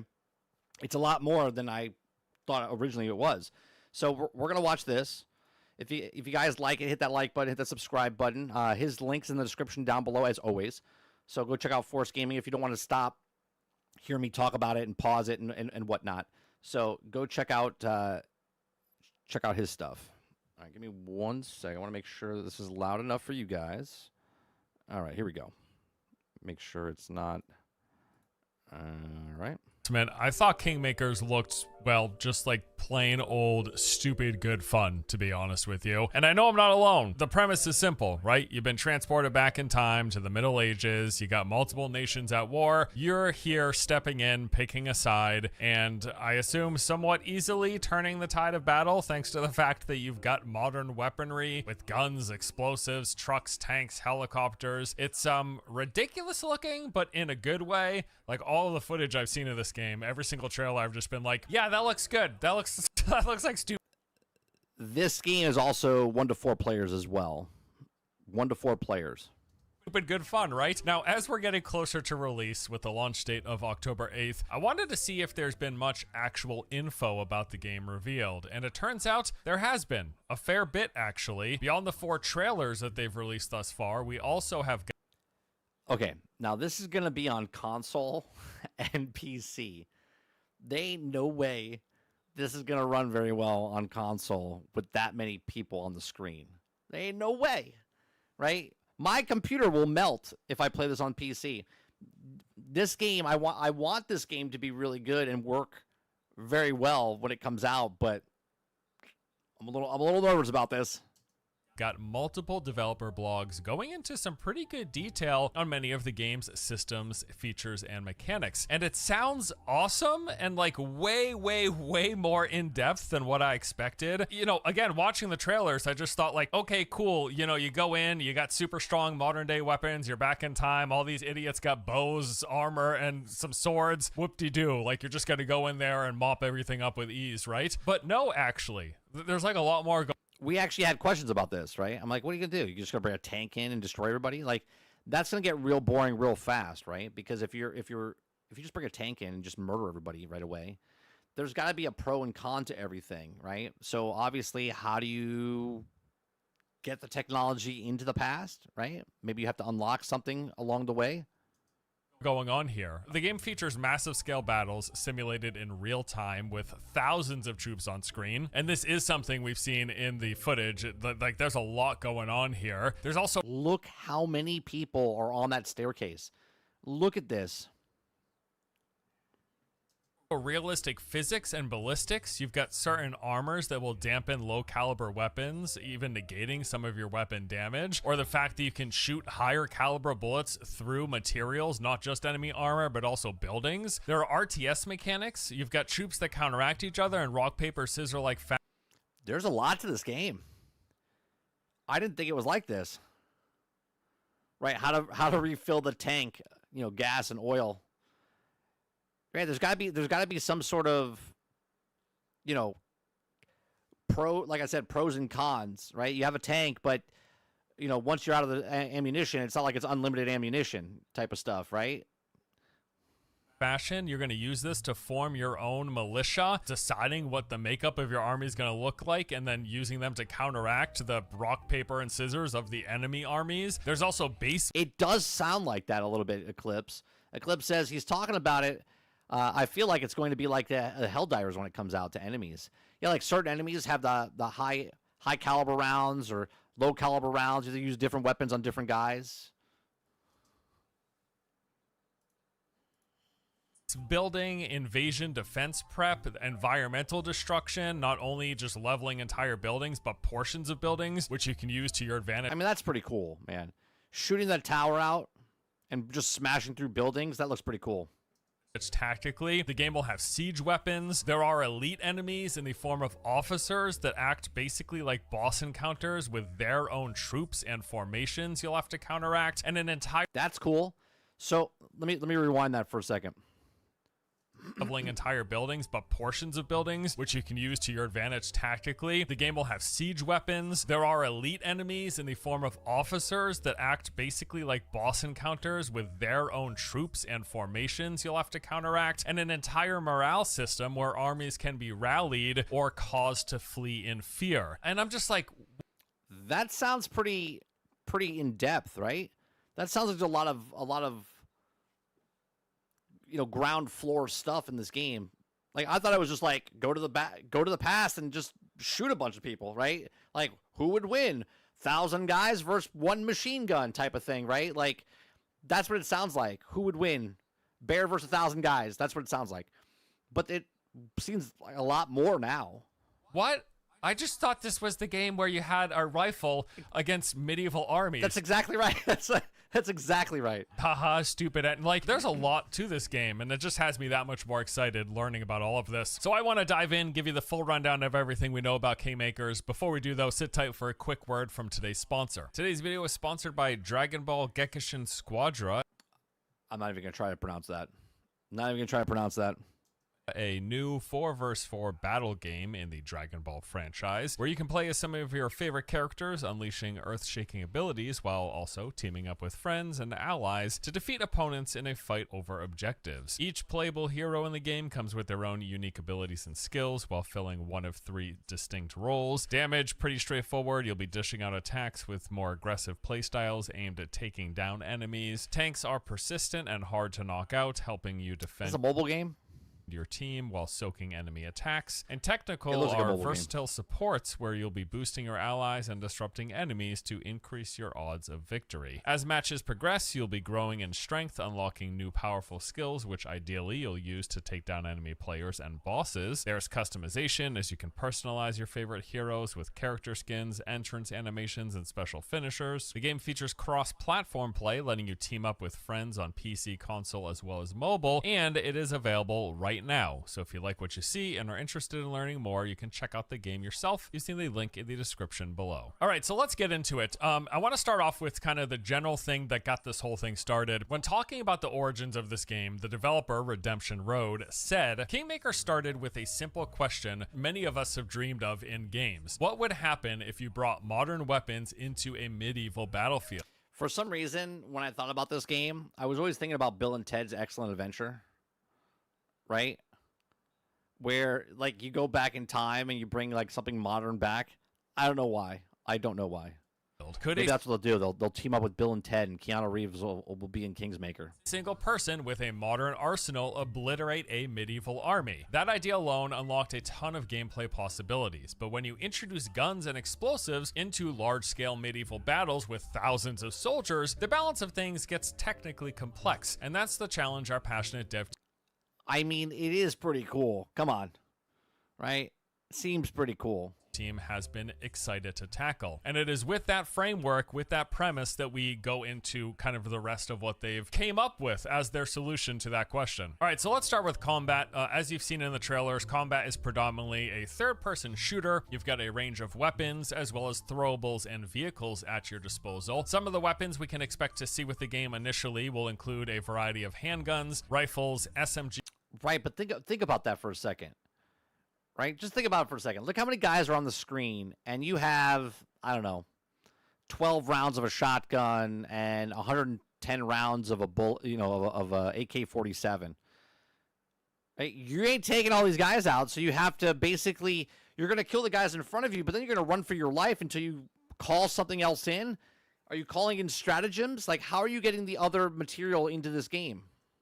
Shotguns, miniguns, grenade launchers, rocket launchers, throwables, and mines. You also have a small buckler, which you carry with you at all times and can be used to perfect parry enemy attacks, which will stagger enemies in the process, along with a sledgehammer that you carry around with you should you decide to take a break from the range combat. This is also good for staggering those elite enemies, the officers that you're going to have to contend with. So from what we've been able to tell, the game will be mission-based because they said you start each mission with lower tier weapons, such as a simple bow. So you start a mission, I'm going to compare it to Helldivers. Because that's what I've been playing a shit ton of. Okay? So in Helldivers, you drop in. In this, you're dropping in, but you're dropping in from the future, right? So you're going through some sort of time portal, some time machine, right? So you're dropping in, and you have to bring the stuff with you. So in Helldivers, you grab your stratagems and the things that you're going to grab and the weapons that you're going to bring in and the armor, and then I think you're going to do the exact same thing here. Bow, crossbow, or basic handgun, and a handful of grenades. And then, as the mission progresses, you gradually unlock more powerful a helicopter? Grenades. And then, as the mission progresses, you gradually it's an Apache helicopter. Unlock more powerful options. Here's a quote from the blog. They said, in Kingmakers lore, the future is in rough shape and suffering from low resources. So requesting new guns isn't that simple. It's not going to be the case that at any point you can call in a helicopter strike or ask for like a rocket launcher and an LMG. It's going to be constrained as to what you have access to at any time. So technically, I'm gonna combine two games here. So in Arc Raiders, you come out from underneath the ground to grab the resources to bring back in. You could do a crossover. So now Arc Raiders are grabbing the materials in the real world, drop it into the extraction, and then it comes into Kingsmaker. That's not what's happening, but that's what it sounds like it's happening. As you're dealing with the thousands and thousands of enemies that are streaming towards you. So what they said is you'll have to take loot from the past, gathering resources like copper, gold, and other hidden treasures, then sending those into the future. And well, technically that's what you're doing, right? So you got to kill things here to bring it into the future. You have to go to the past to get the materials to bring to the future so you can make new weapons and ammo and stuff for you to come back to rinse and repeat to get better stuff, right? So, higher the missions, more the resources. It's Helldivers. That's going to be your form of currency to buy new weapons as well as upgrades. Speaking of which, there is a weapon upgrade tree. You're going to be able to improve things like... What the hell is this?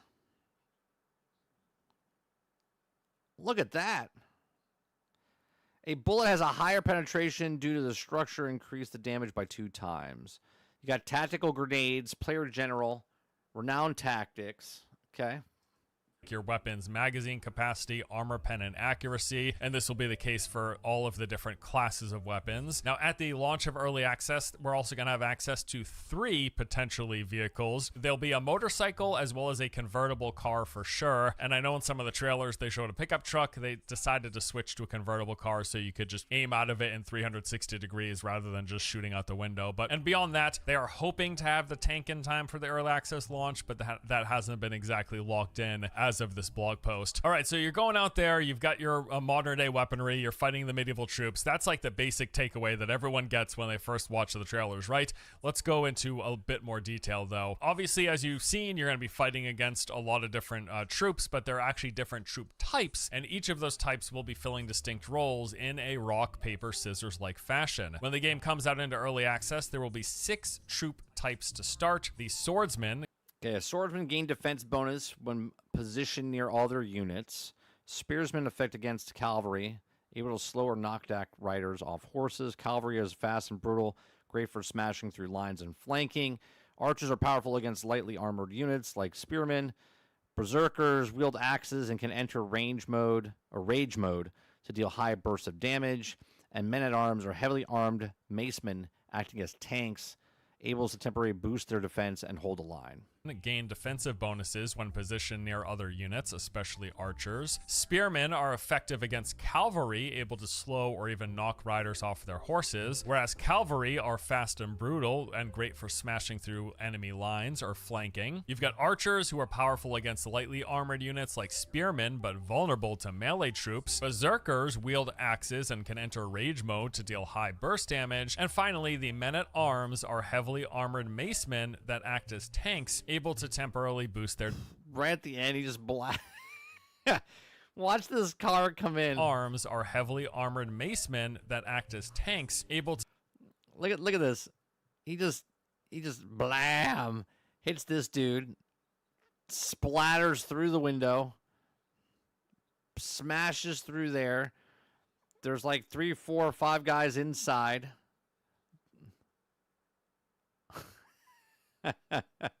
Men-at-arms are heavily armored macemen that act as tanks, able to temporarily boost their defenses to hold the line. So troops in this game can be upgraded with up to 2 or 3 tiers, and this is going to... That vehicle's not getting any damage? It's got to be, come on, it's got to get damaged. Have them specialize in certain areas. So for example, they said that the archers can be upgraded to longbowmen, which will then cause them to do additional damage to armored units. The horses! You can't kill the horses, man! Units at range. On top of that, there is an entire skill tree system. As you play, you're going to periodically find these holy relics, which can be used to enhance your army with branches that will boost the effectiveness of multiple troop types at once. For example, you can get things like berserkers going into rage mode or men-at-arms getting upgrade. It's kind of blurry. It's hard to read. Extra tanky with a defensive boost. Those are some things you can spec in and enhance. And these troop types are both for your armies as well as for the enemies that you're fighting off against, and you're going to have to be paying. So you have armies as well. So you have a team that you can send out and also... Okay. Attention to what types of troops do the enemies have, and what troops should I use to counteract those based on their composition. And then beyond wading through and taking on those hordes of basic troops, you also have to contend with enemy officers. These are larger, much tougher to take down with a variety of armor tiers, and deadly in their own right should they get close enough to you. There will be a variety of officer types, each with their own troop. This seems like a horde. This is a switch of a zombie mode, but because they're not zombies, they're just hordes of, knights coming after you. And fighting styles that you'll have to learn to counteract. So for example, there's the shielded pikemen who will march forward with their shields raised, throwing spears, or the warhammer brutes who will swing in wide, big arcs, taking out a lot of your army. Now, some enemies, especially the officers, wear armor with tiers that range from steel to gold titanium alloy. And not all of your bullets are going to have an easy time taking down every enemy. It's not just... That's why you need a helicopter. You don't just have a pistol and you're taking down everything in one shot. That's not how it's going to work. They've done a lot of real life research, they said, into armor penetration and have tried to make things on the realistic. What's happening back there? Life. What is all of this happening? Is that birds? What's happening up in the sky there? Research, they said, into armor penetration and have tried to make things on the realistic side of things while also making sure it's fun and at times challenging when it comes to the gameplay. So light caliber weapons are going to struggle against... So I'm assuming instead of taking all your bullets and trying to slaughter everybody, because he said earlier in the thing, you can have them run in fear. So if you go for the head officers, right? You go for the head officers, kill the main officers, everyone will start running, I would assume, right? So you have high risk, high reward type of stuff. You could fight your way through, go for the boss, but you're also going to fight with the guys around you, or you can, shed off a lot of the guys and then go for the high end people. Even basic armor. You're not going to be one-shotting everybody in a basic set of armor, while the mid to heavy caliber ones will pierce through hardened or even titanium alloy. Now, the top-end elite officers, they will be wearing the best tier of armor, and this is going to require you to aim precisely in order to deal damage and take them down. They've said that officers are designed to feel like these cinematic mini-boss encounters. They've got complex AI, heavy loot, and unique abilities tailored to challenge you, the player, directly, which is going to act as like a big contrast to what you're doing to the basic troops, mowing them down, not only by sending in your rock, paper, scissors formed army to counteract what you want to take your forces, send it towards the direction. So you see a boss, you send your guys towards the direction, figure out what they are. So if they're rock, you need paper, right? So you need to send your paper troops over to the rock guys so they can, hold them off while you go fight the guy. It makes sense. I like it.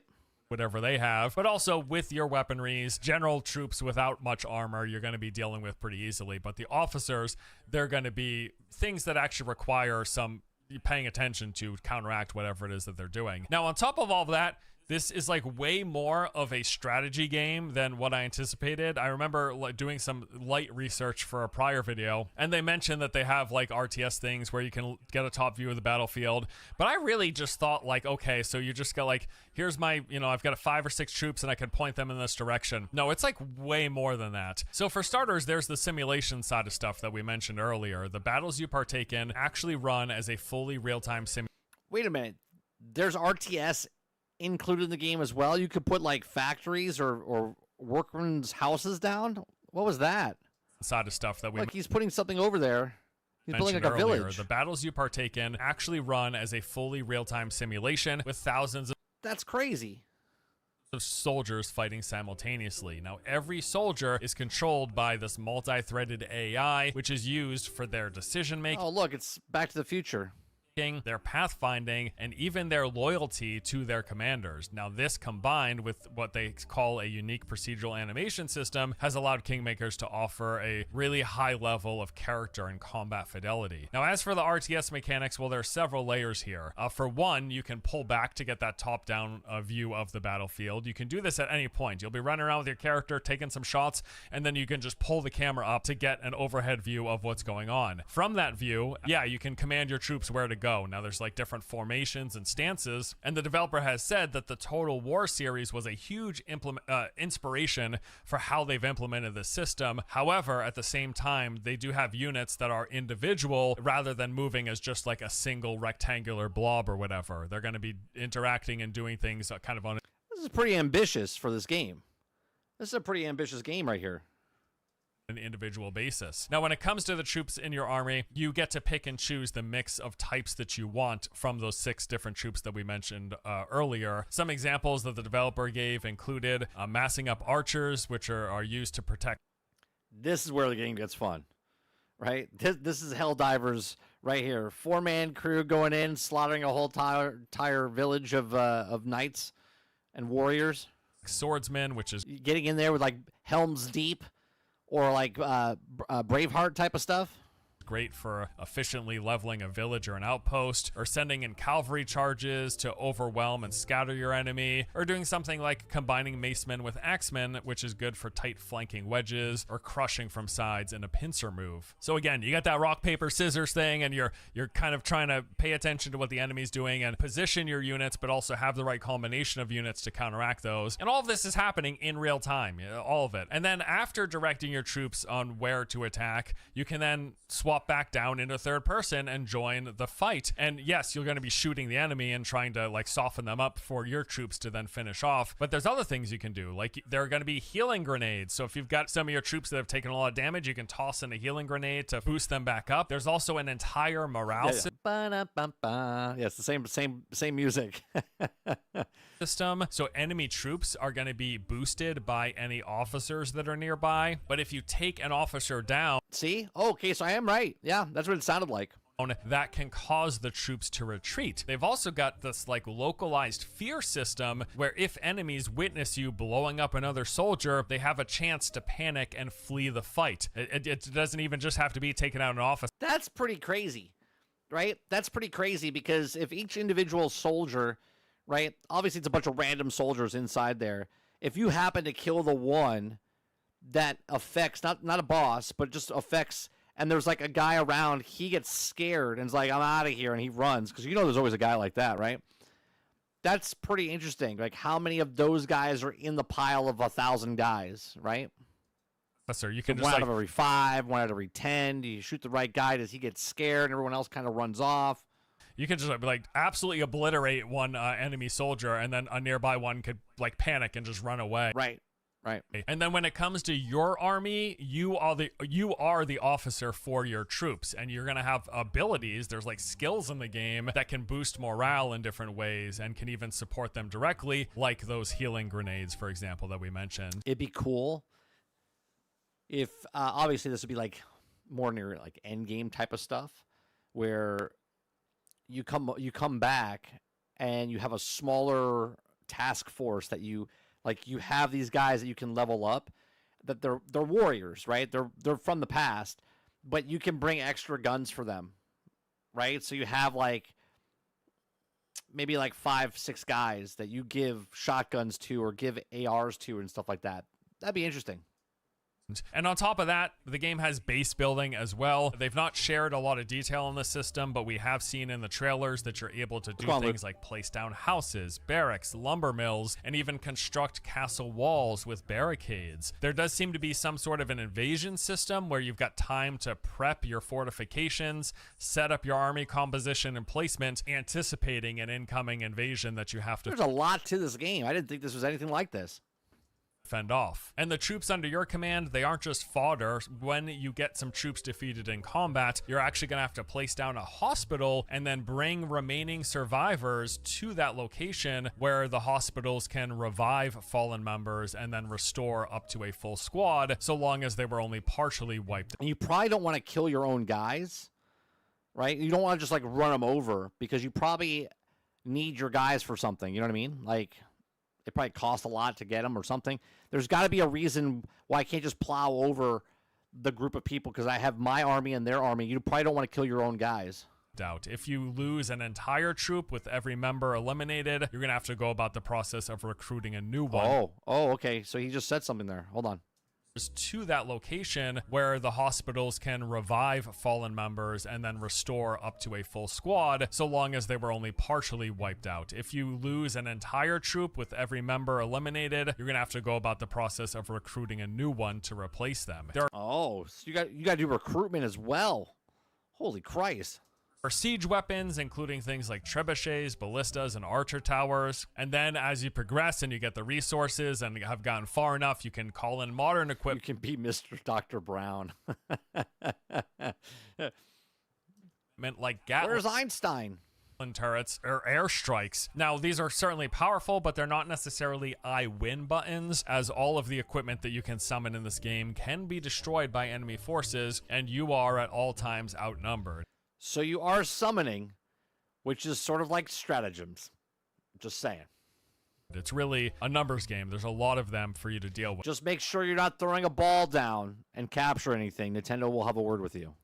And that's kind of the balance they've tried to strike here, given that the firepower you have is very, very strong. There's a lot of destruction and physics-based stuff in this game, so the buildings are all very detailed. You can enter them, and there's a lot of them that even have multiple levels where you can go up several flights and floors and get to the roof and kind of aim down at enemies, or you can blast a hole into a basement below, because there is full-on destruction as well. So for example, every weapon in Kingmakers has a penetration rating and interacts with destructible environment differently, whether it's plaster, wood, or stone. High caliber guns like LMGs can shoot through multiple walls at once, even taking out several soldiers with a single shot. And with enough power, yeah, you can outright destroy buildings. Explosives, sledgehammers, and vehicles all do a good job of this. And then grenades and any other explosives will actually damage in their blast radius. And beyond taking out pods of enemies, this can be used to like blow the whole roof in, causing the falling debris to damage enemies and then open up the skyline. Also, in one of the recent trailers, they revealed that they are going to be supporting co-op with up to 4 players joining together online, working together to break down and So, one, I don't think this game is going to run on most people's systems. And then when you add 4 players onto that, forget about it. castle defenses or defend allied strongholds against hordes of invading opponents. Everyone in your co-op lobby can also command their own troops and have access to their own vehicles. Yeah, see? So everybody that's in your group can do their own troops and vehicles. So you can have 4 copters, four tanks. You can have large groups of 100 people each. Yeah, I don't see this coming out for console anytime soon.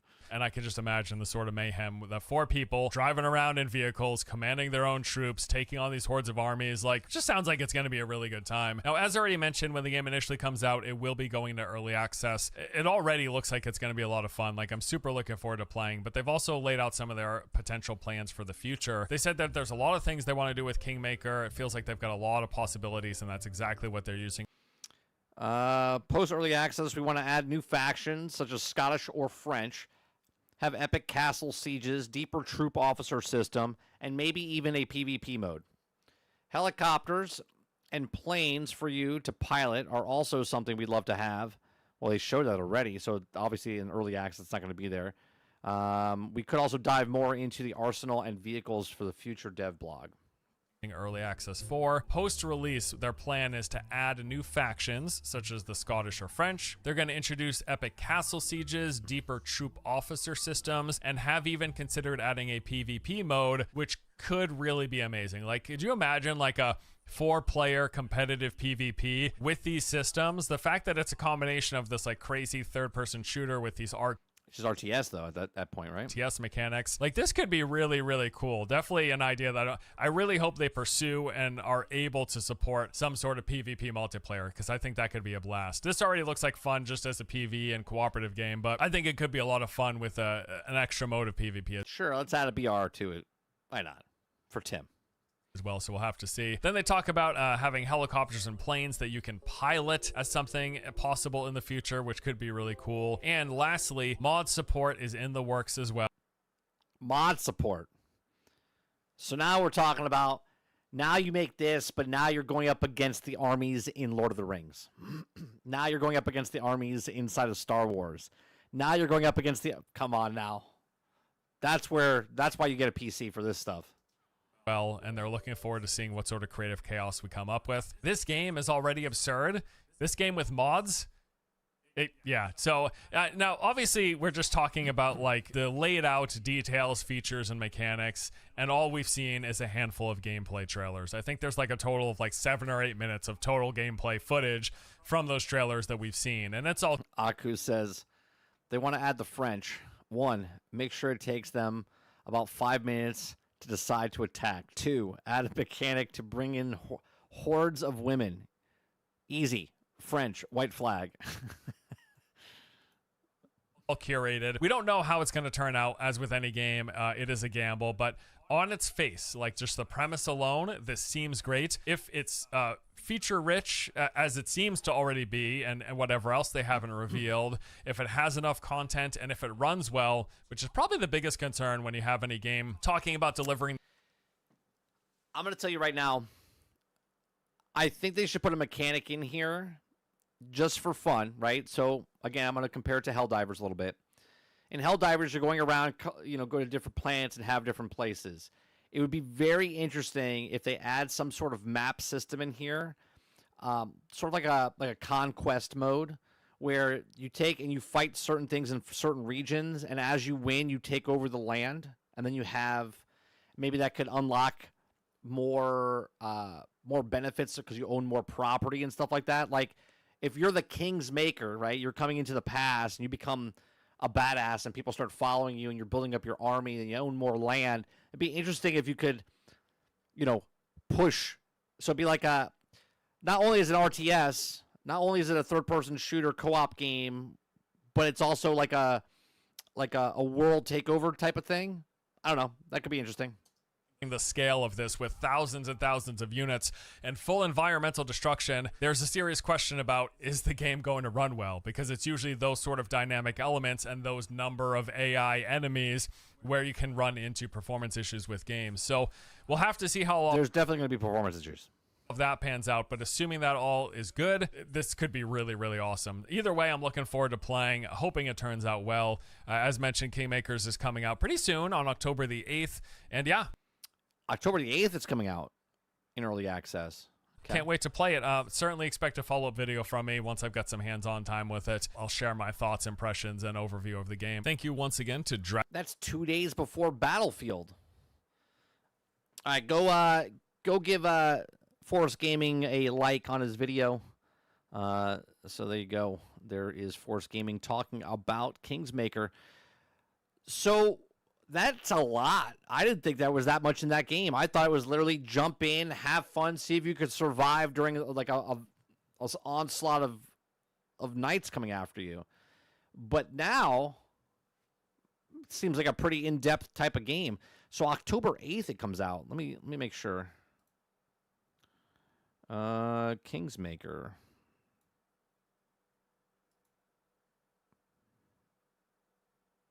Yep, Kingsmaker, October 8th. It's only coming for PC right now.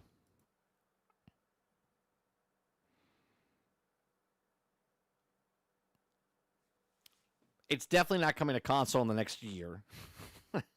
Whenever it does come out, like out, yeah, planned release is October 8th. The game plans to unlock in approximately 2 weeks.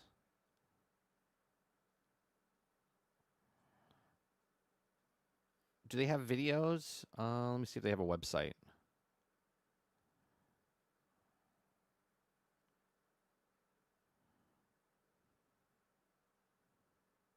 They have a Discord. I don't think they have a website.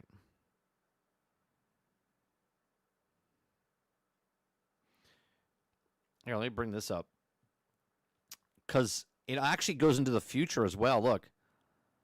I don't know if you guys saw that. Right? Whatever resources I guess they have, it starts to drop all the resources or whatever. It says, you're the last hope of a dying world. Travel back 500 years to the medieval England in order to change the course of the bloody war. And maybe, if it's lucky to stay off apocalypse, it can also tip the scales in history and create a new timeline.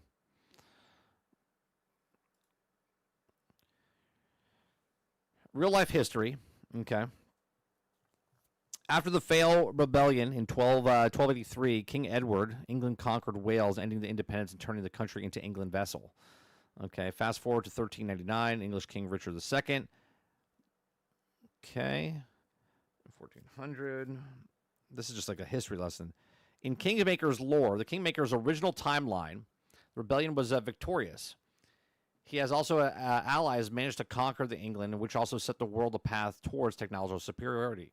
However, forces changed the original timeline, causing Wales to fail in the conquest of England, and this is the history that you're also familiar with today. Unfortunately, this altered timeline has led to the present day, where squabbles between nations in a stunned in development, leaving us in ripe other unworldly consequences. So now, to save the future, someone must return to the source, and everything went wrong, and when someone is you. So as an American mercenary, you are set back to 15th century to aid the rebellion and restore the original timeline. Armed with modern weapons and vehicles, you also take down the lead and rebuild the command of his troops in hopes of tuning in inevitably lost its victories. Every fight, every siege is a chance to reshape history and secure a future worth living in, and also giving the last true Prince of Wales a victory he never had. So interesting. So I wonder, every time you win and bring back stuff, you can upgrade stuff in the normal timeline. That'd be interesting to see what they do with that.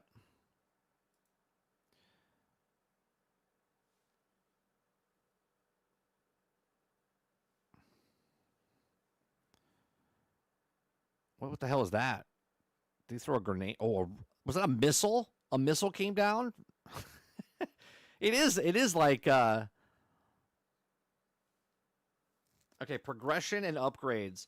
When you start your mission, you'll begin with a lower tier weapon, like a bow, crossbow, or basic handgun, and a couple of grenades, and gradually unlock more powerful options as you progress. In Kingsmaker lore, the future is rough shape, suffering from low resources, so requesting new guns isn't that simple. You also need to loot the past, gather resources like copper, gold, and hidden treasures, and send them back to the future.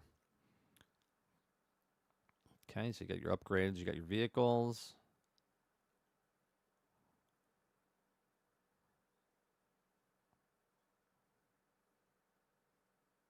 Yeah, there's Evil Dead right there.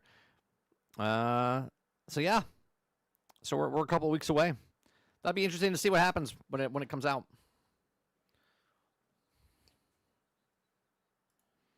That comes out.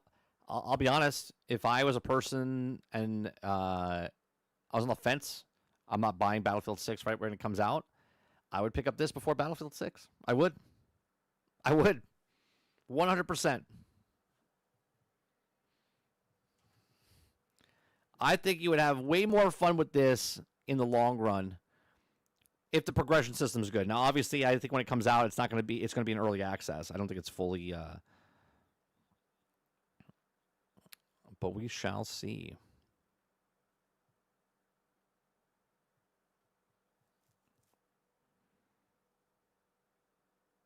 Quintar says maybe a catapult system to give metal dragons a tar bath. I don't think there's going to be dragons. Be interesting, though. It'd be interesting if they went back into what I guess they could do anything they really wanted to, right? They could add DLC where you're going back even further, not even just the battles. You can go up against like dinosaurs, different timelines, different things, right? Go back to Vikings times. Maybe you need a certain thing to go back to the Vikings. Now, obviously, I don't know what their full lore is, but they could add DLC if it's successful. Different time periods and stuff. Roic says, early access. It has hundreds of people running around, and on release, it will have 20 people. Yeah, it's like, your game looks like this. It'll be like that comparison to like Watch Dogs or Spider-Man, right? People are like, wait a minute, something looks off about this. What is it? Is it the graphics? No, it's like 10 people instead of 1,000 people.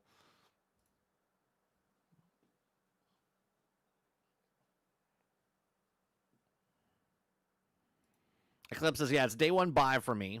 Just if it becomes half, or what it says, it's also would be my favorite game of all time. Yeah, it seems like it's pretty interesting. This little screenshot here, right? This futuristic screenshot here. Like it's some sort of like tower system. It's very futuristic. Like when I say tower system, I mean you're at like a tower like Destiny, right? Like a community hub, it looks like. Well, obviously, it's not a community hub because it's a single-player / co-op game. But this looks interesting. Like, maybe update stuff here. You can send more things through the portal to get to you and stuff. There's a lot to it. I'm very surprised. I'm very surprised that it's more, that it's like this. I literally thought it was just jump in, see if you can win the war. That's what I thought it was.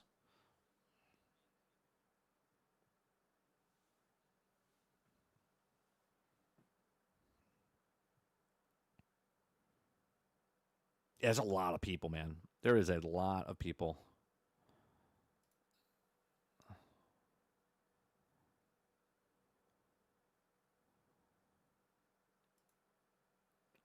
All right. Let's see what's going on Twitter. 2 hours ago, Helldivers put a tweet out.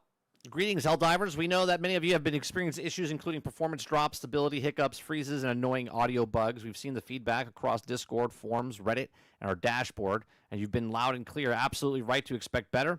We also recognize that there are also recent updates that haven't hit the mark or our silence hasn't helped. Which is funny because I gave them props. When the game first came out and they had issues, it was 6 hours. 6 hours, and they said something. Meanwhile, Suicide Squad, it took them 6 days to say something of the problems that were happening in that game. Okay, It says, we also read all of what your hard work is creating a roadmap to address this. Starting with the good news, there is an incoming update mid-October-ish where we'll start chipping away at some key crash fixes. Mid-October? Mid-October? That's a month away. It's 3 weeks?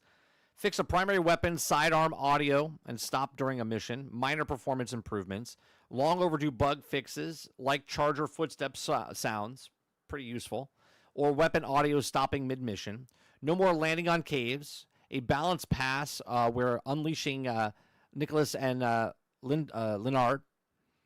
For some of the bigger performance pieces, unfortunately, we can't wave a short turnaround magic wand, nor would a 60-day patch fix them fully. Rather, it would also be duct tape where we also need to shoulder. We're also working on a bigger development plan as we have till we can address some of the larger concerns. Short term, we think that the above will make a noticeable improvement, and beyond that, we'll keep working on the top issues you keep raising. So, nor will a 60 days. So their problems. Look, this. I know this is this game. I know this is Helldivers, right? This is a successful game, very successful game. They made a lot of money from this game. Obviously, like they say, they can't just wave a magic wand. But with all this money, and they're like, we can't do a turnaround in 60 days. Okay, what I'm saying here is, when any company tells you, oh yeah, we'll fix it day one. This is why I always talk about how it'll be better 6 months from now, 8 months from now, right? A year from now, 18 months from now. Because they know what the issues are, but they can't fix it. And they're like, 60 days won't do it, right? It's kind of weird. You would think that all hands on deck, everything. Here's my problem with Battlefield, what they're doing, right? Battlefield, all hands on deck to make the game. But if that game comes out and it's broke, buggy, unfinished in any way, shape, or form, okay, they will not have all hands on deck. They will take your sweet, sweet time because everyone will pay for it day one. It says, in the future, we're planning more transparency and more talk. We're looking to share more about the process, performance, and also how we got here, plus further improvements of evolution. For starters, expect another post next week to kick that off. Between the Xbox launch and the Halo ODST Legendary Bonds, the free Into the Unjust update, and other surprises, we've welcomed a ton of new players, brought back veterans, and deliver a lot of content. Now it's time to double down on the fixes, polish, and better communication. What I hear from this section, right? This is what you call a shit sandwich. Okay, this is a put the blame, right? They're like, oh well, between Xbox launch, which they chose to do, right? The ODST Legendary War Bonds, which they chose to do. The free Into the update of Unjust update, which is broke and not working, and it takes them 5 weeks to fix, which they've said. Right? And other surprises, we've welcomed a ton of new players and brought back veterans, and we delivered a lot of content. They're saying, yeah, we did all this, delivered content, but now it's time to fix the shit sandwich. The double down on the fixes, the polish, and better communication. You could have been making these fixes the entire time. Right? You could have polished the game this entire time. It's been out for a year and a half. And you had good communication in the beginning, but then you went quiet, and now you have bad communication, which you're going to go back on. See, it's very simple to do something and then go, oh, I'm sorry. I'm sorry for forgiveness. And I'm not saying just Arrowhead here. I'm talking about this is how the industry is a whole. Okay? They made the problem. They made the problem. We didn't make the problem. They made the problem and decided to put more stuff on the plate to make more problems. Then they go silent, and then they're like, oh, we're going to fix it, but it's going to take some time. Of course it's going to take some time. But you should have made these fix these problems well before. But let's be honest. They came out with 17 war bonds since the game's launched. Okay, 17 war bonds. They're coming out with more in leaks and stuff. They put new game modes in. They put more stuff in the game, but not maintaining the game as they went along, adding all this stuff. So it just kept building up. It just kept making more problems. There's no difference in what these guys are doing now and what Assassin's Creed did or what Borderlands is doing or anybody else that's coming out with a game that just broke, buggy, and unfinished, and yet they just brush it off. They're like, oh, we hear you. We hear you. We appreciate it. We thank you. We're going to be more transparent. Right? Here you go. Next line. We hear you. Oh, we hear you. Of course you hear us now. Right? How you couldn't hear us before when you made the boatloads of cash that were backing up to the door, dumping a dump truck on you with money? We hear you. We want things to be better state. We're taking it very seriously, and we continue working and sharing. Let me tell you something.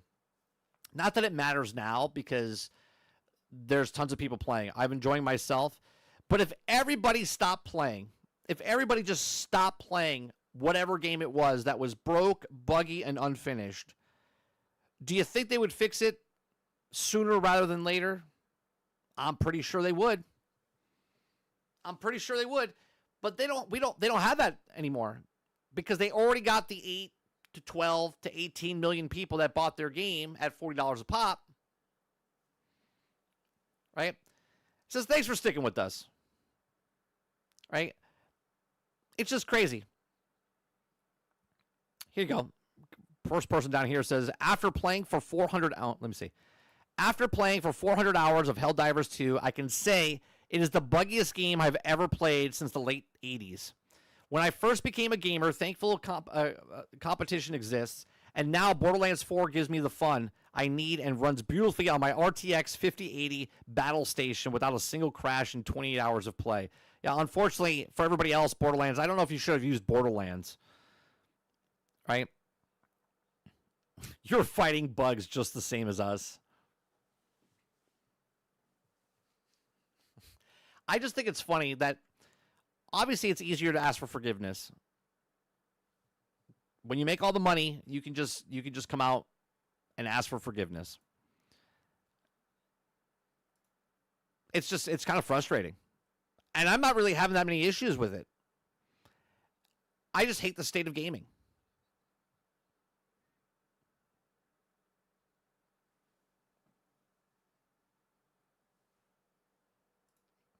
Like, yeah, we know this is a problem, but, you know.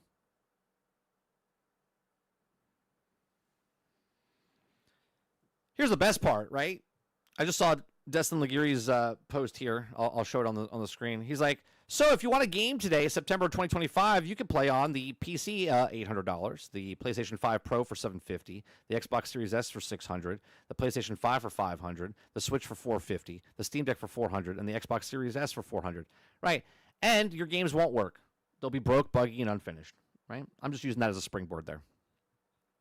All right? Pay more for your game or for your system that you're going to play on, and not going to have it work when it comes out.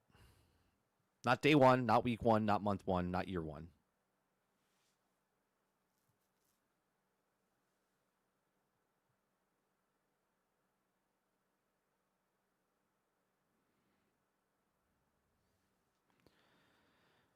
Let's see what you guys are saying. We hear you after you've threatened to not buy the game. Yeah, but they've already 18 million people bought the game. So we hear you. We can't hear you from the top of our wall now that we've built. Thank you for your support. We appreciate it.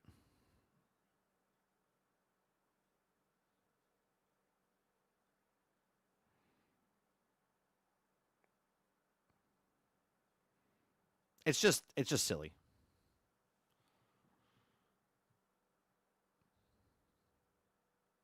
I think I know who the problem is. Yeah? You think you know the problem? Let me see what else is going on Twitter real fast. Silk Song. Hollow Knight Silk Song review. No. Don't care really about that. Dark Souls got a role-playing game. They got a source book for $28. $28. PlayStation showcases today at 2 p.m. I will be live, but not for the showcase. It'll be happening while we're live.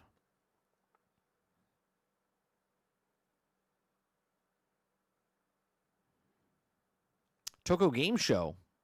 When does that start?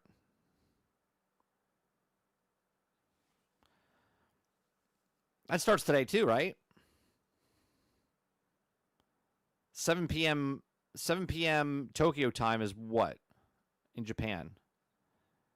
That is, are they 12 hours ahead? Is that 7 a.m. tomorrow?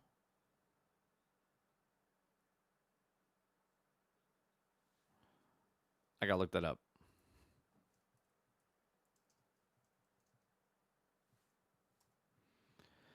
It's 1 a.m. for them.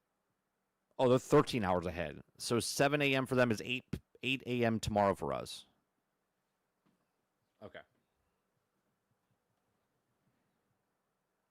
So the Tokyo Game Show starts at 7 a.m.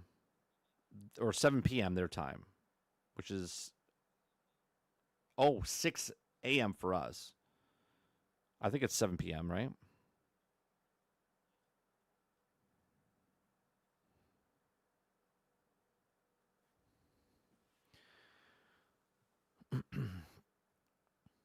Sarge says, Dark Souls role-playing game is making a character for 3 hours, then playing 5 minutes and dying. Sounds amazing.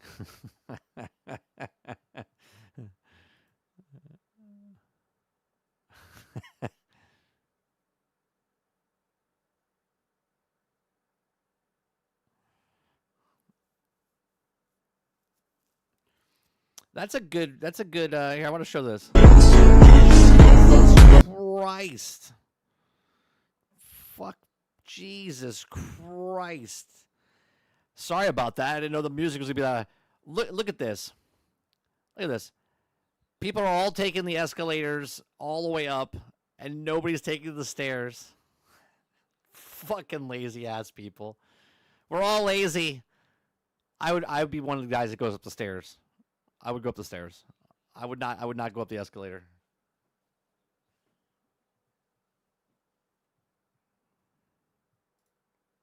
Yeah, sorry about that loud music. I didn't know it was gonna be like that.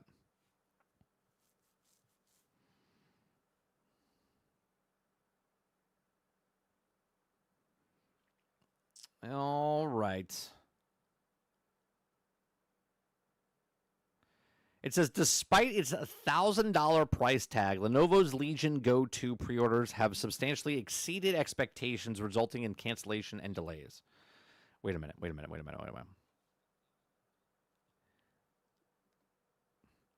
Despite its $1,000 price tag, Lenovo Legion Go 2 pre-orders have substantially exceeded expectations, resulting in cancellations and delays. Pre-orders have substantially exceeded. If it's substantially exceeded, if it exceeded something, why would they cancel? Why would they cancel and delay? Am I wrong here? Am I reading that wrong? If it's exceeded expectations, substantially exceeded,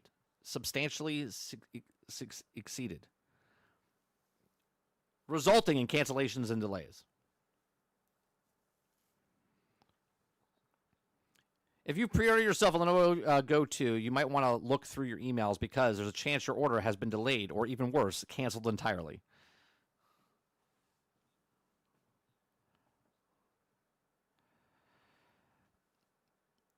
So, Roic says they didn't have enough stock or materials. I'm sorry. They took pre-orders. And they didn't make enough. What was the point of pre-orders?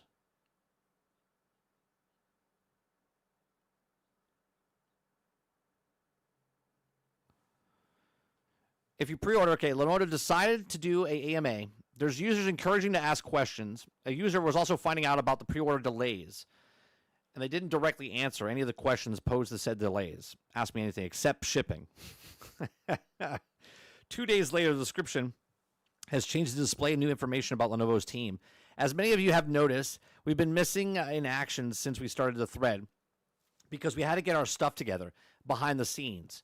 If our mistake, it was our mistake for not looping in the right people in the first place to answer all your questions and temporarily left us. Again, half-ass, multi-billion-dollar companies doing half-ass fucking things, right? This followed up with confirmation that the Legion Go 2 have in fact been delayed. It says the truth is pre-orders for Legion 2 substantially exceeded our projections, leading to unforeseen delivery range extensions.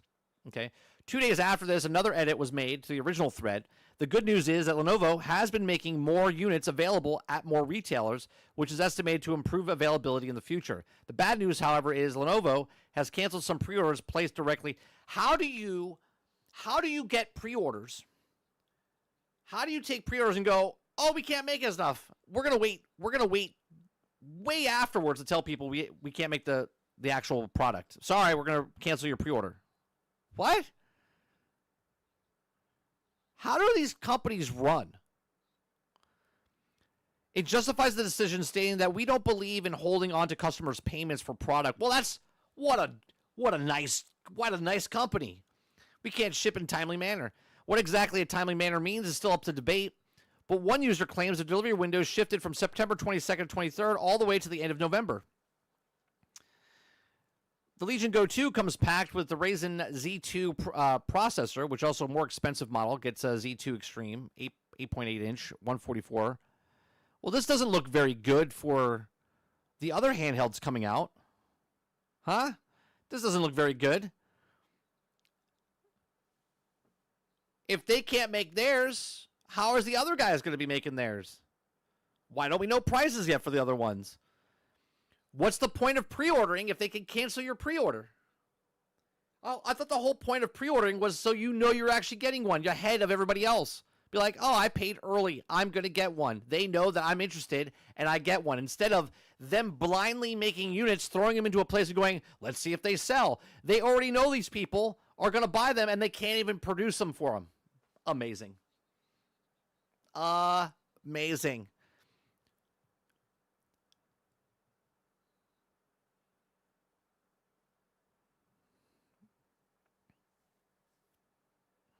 Quintar says, in other words, buy one from the resellers instead of directly through us. It's mind-boggling to me that these people run a company and no one communicates from the top down. They didn't communicate. They didn't have enough materials or resources, right, to make the actual systems. They didn't tell someone to go, ask me anything except that. Ask me anything except when they're shipping. $1,000 system. You pay $1,000. Oh, we don't know if you're going to get it. What do you mean? What do you mean you don't know? Who would know? Who would know? If the person making the actual product doesn't know, who would know?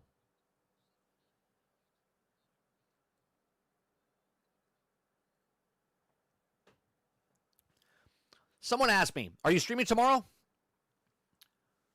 I don't know. Who would know? Who would know if I'm streaming tomorrow? If I don't know, who would know? Of course I know if I am or am I not streaming tomorrow. You know why? Because I'm the person that's doing the actual thing. How do these fucking people have companies? They run companies, multi-billion-dollar companies, and they're like, I don't know.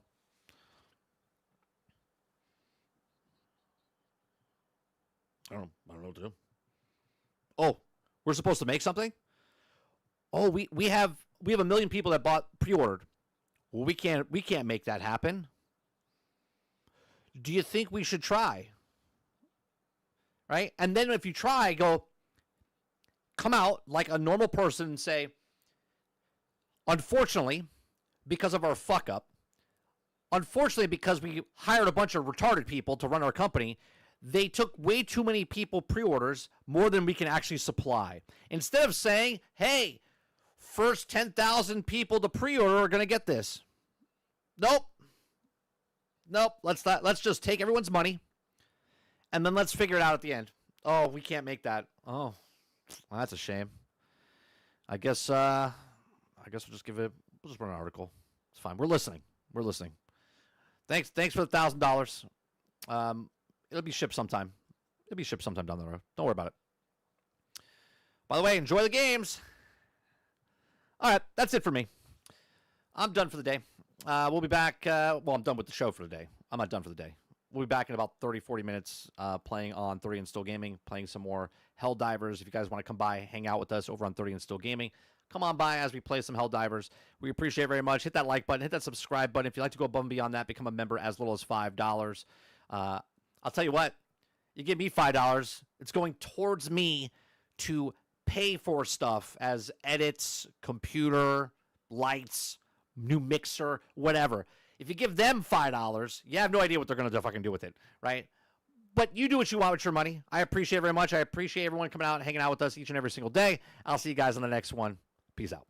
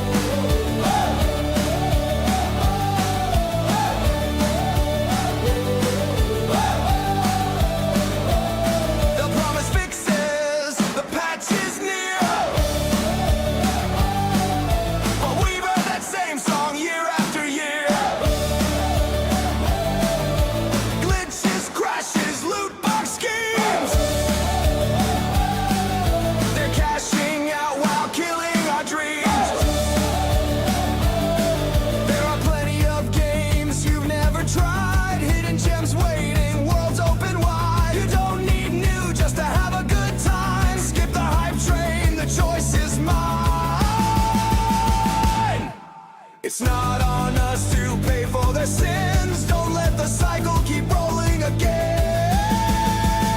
Stop buying broken buggy games. Don't feed the fire, don't play the games. Vote with your wallet, break the chain. Stop buying broken buggy games.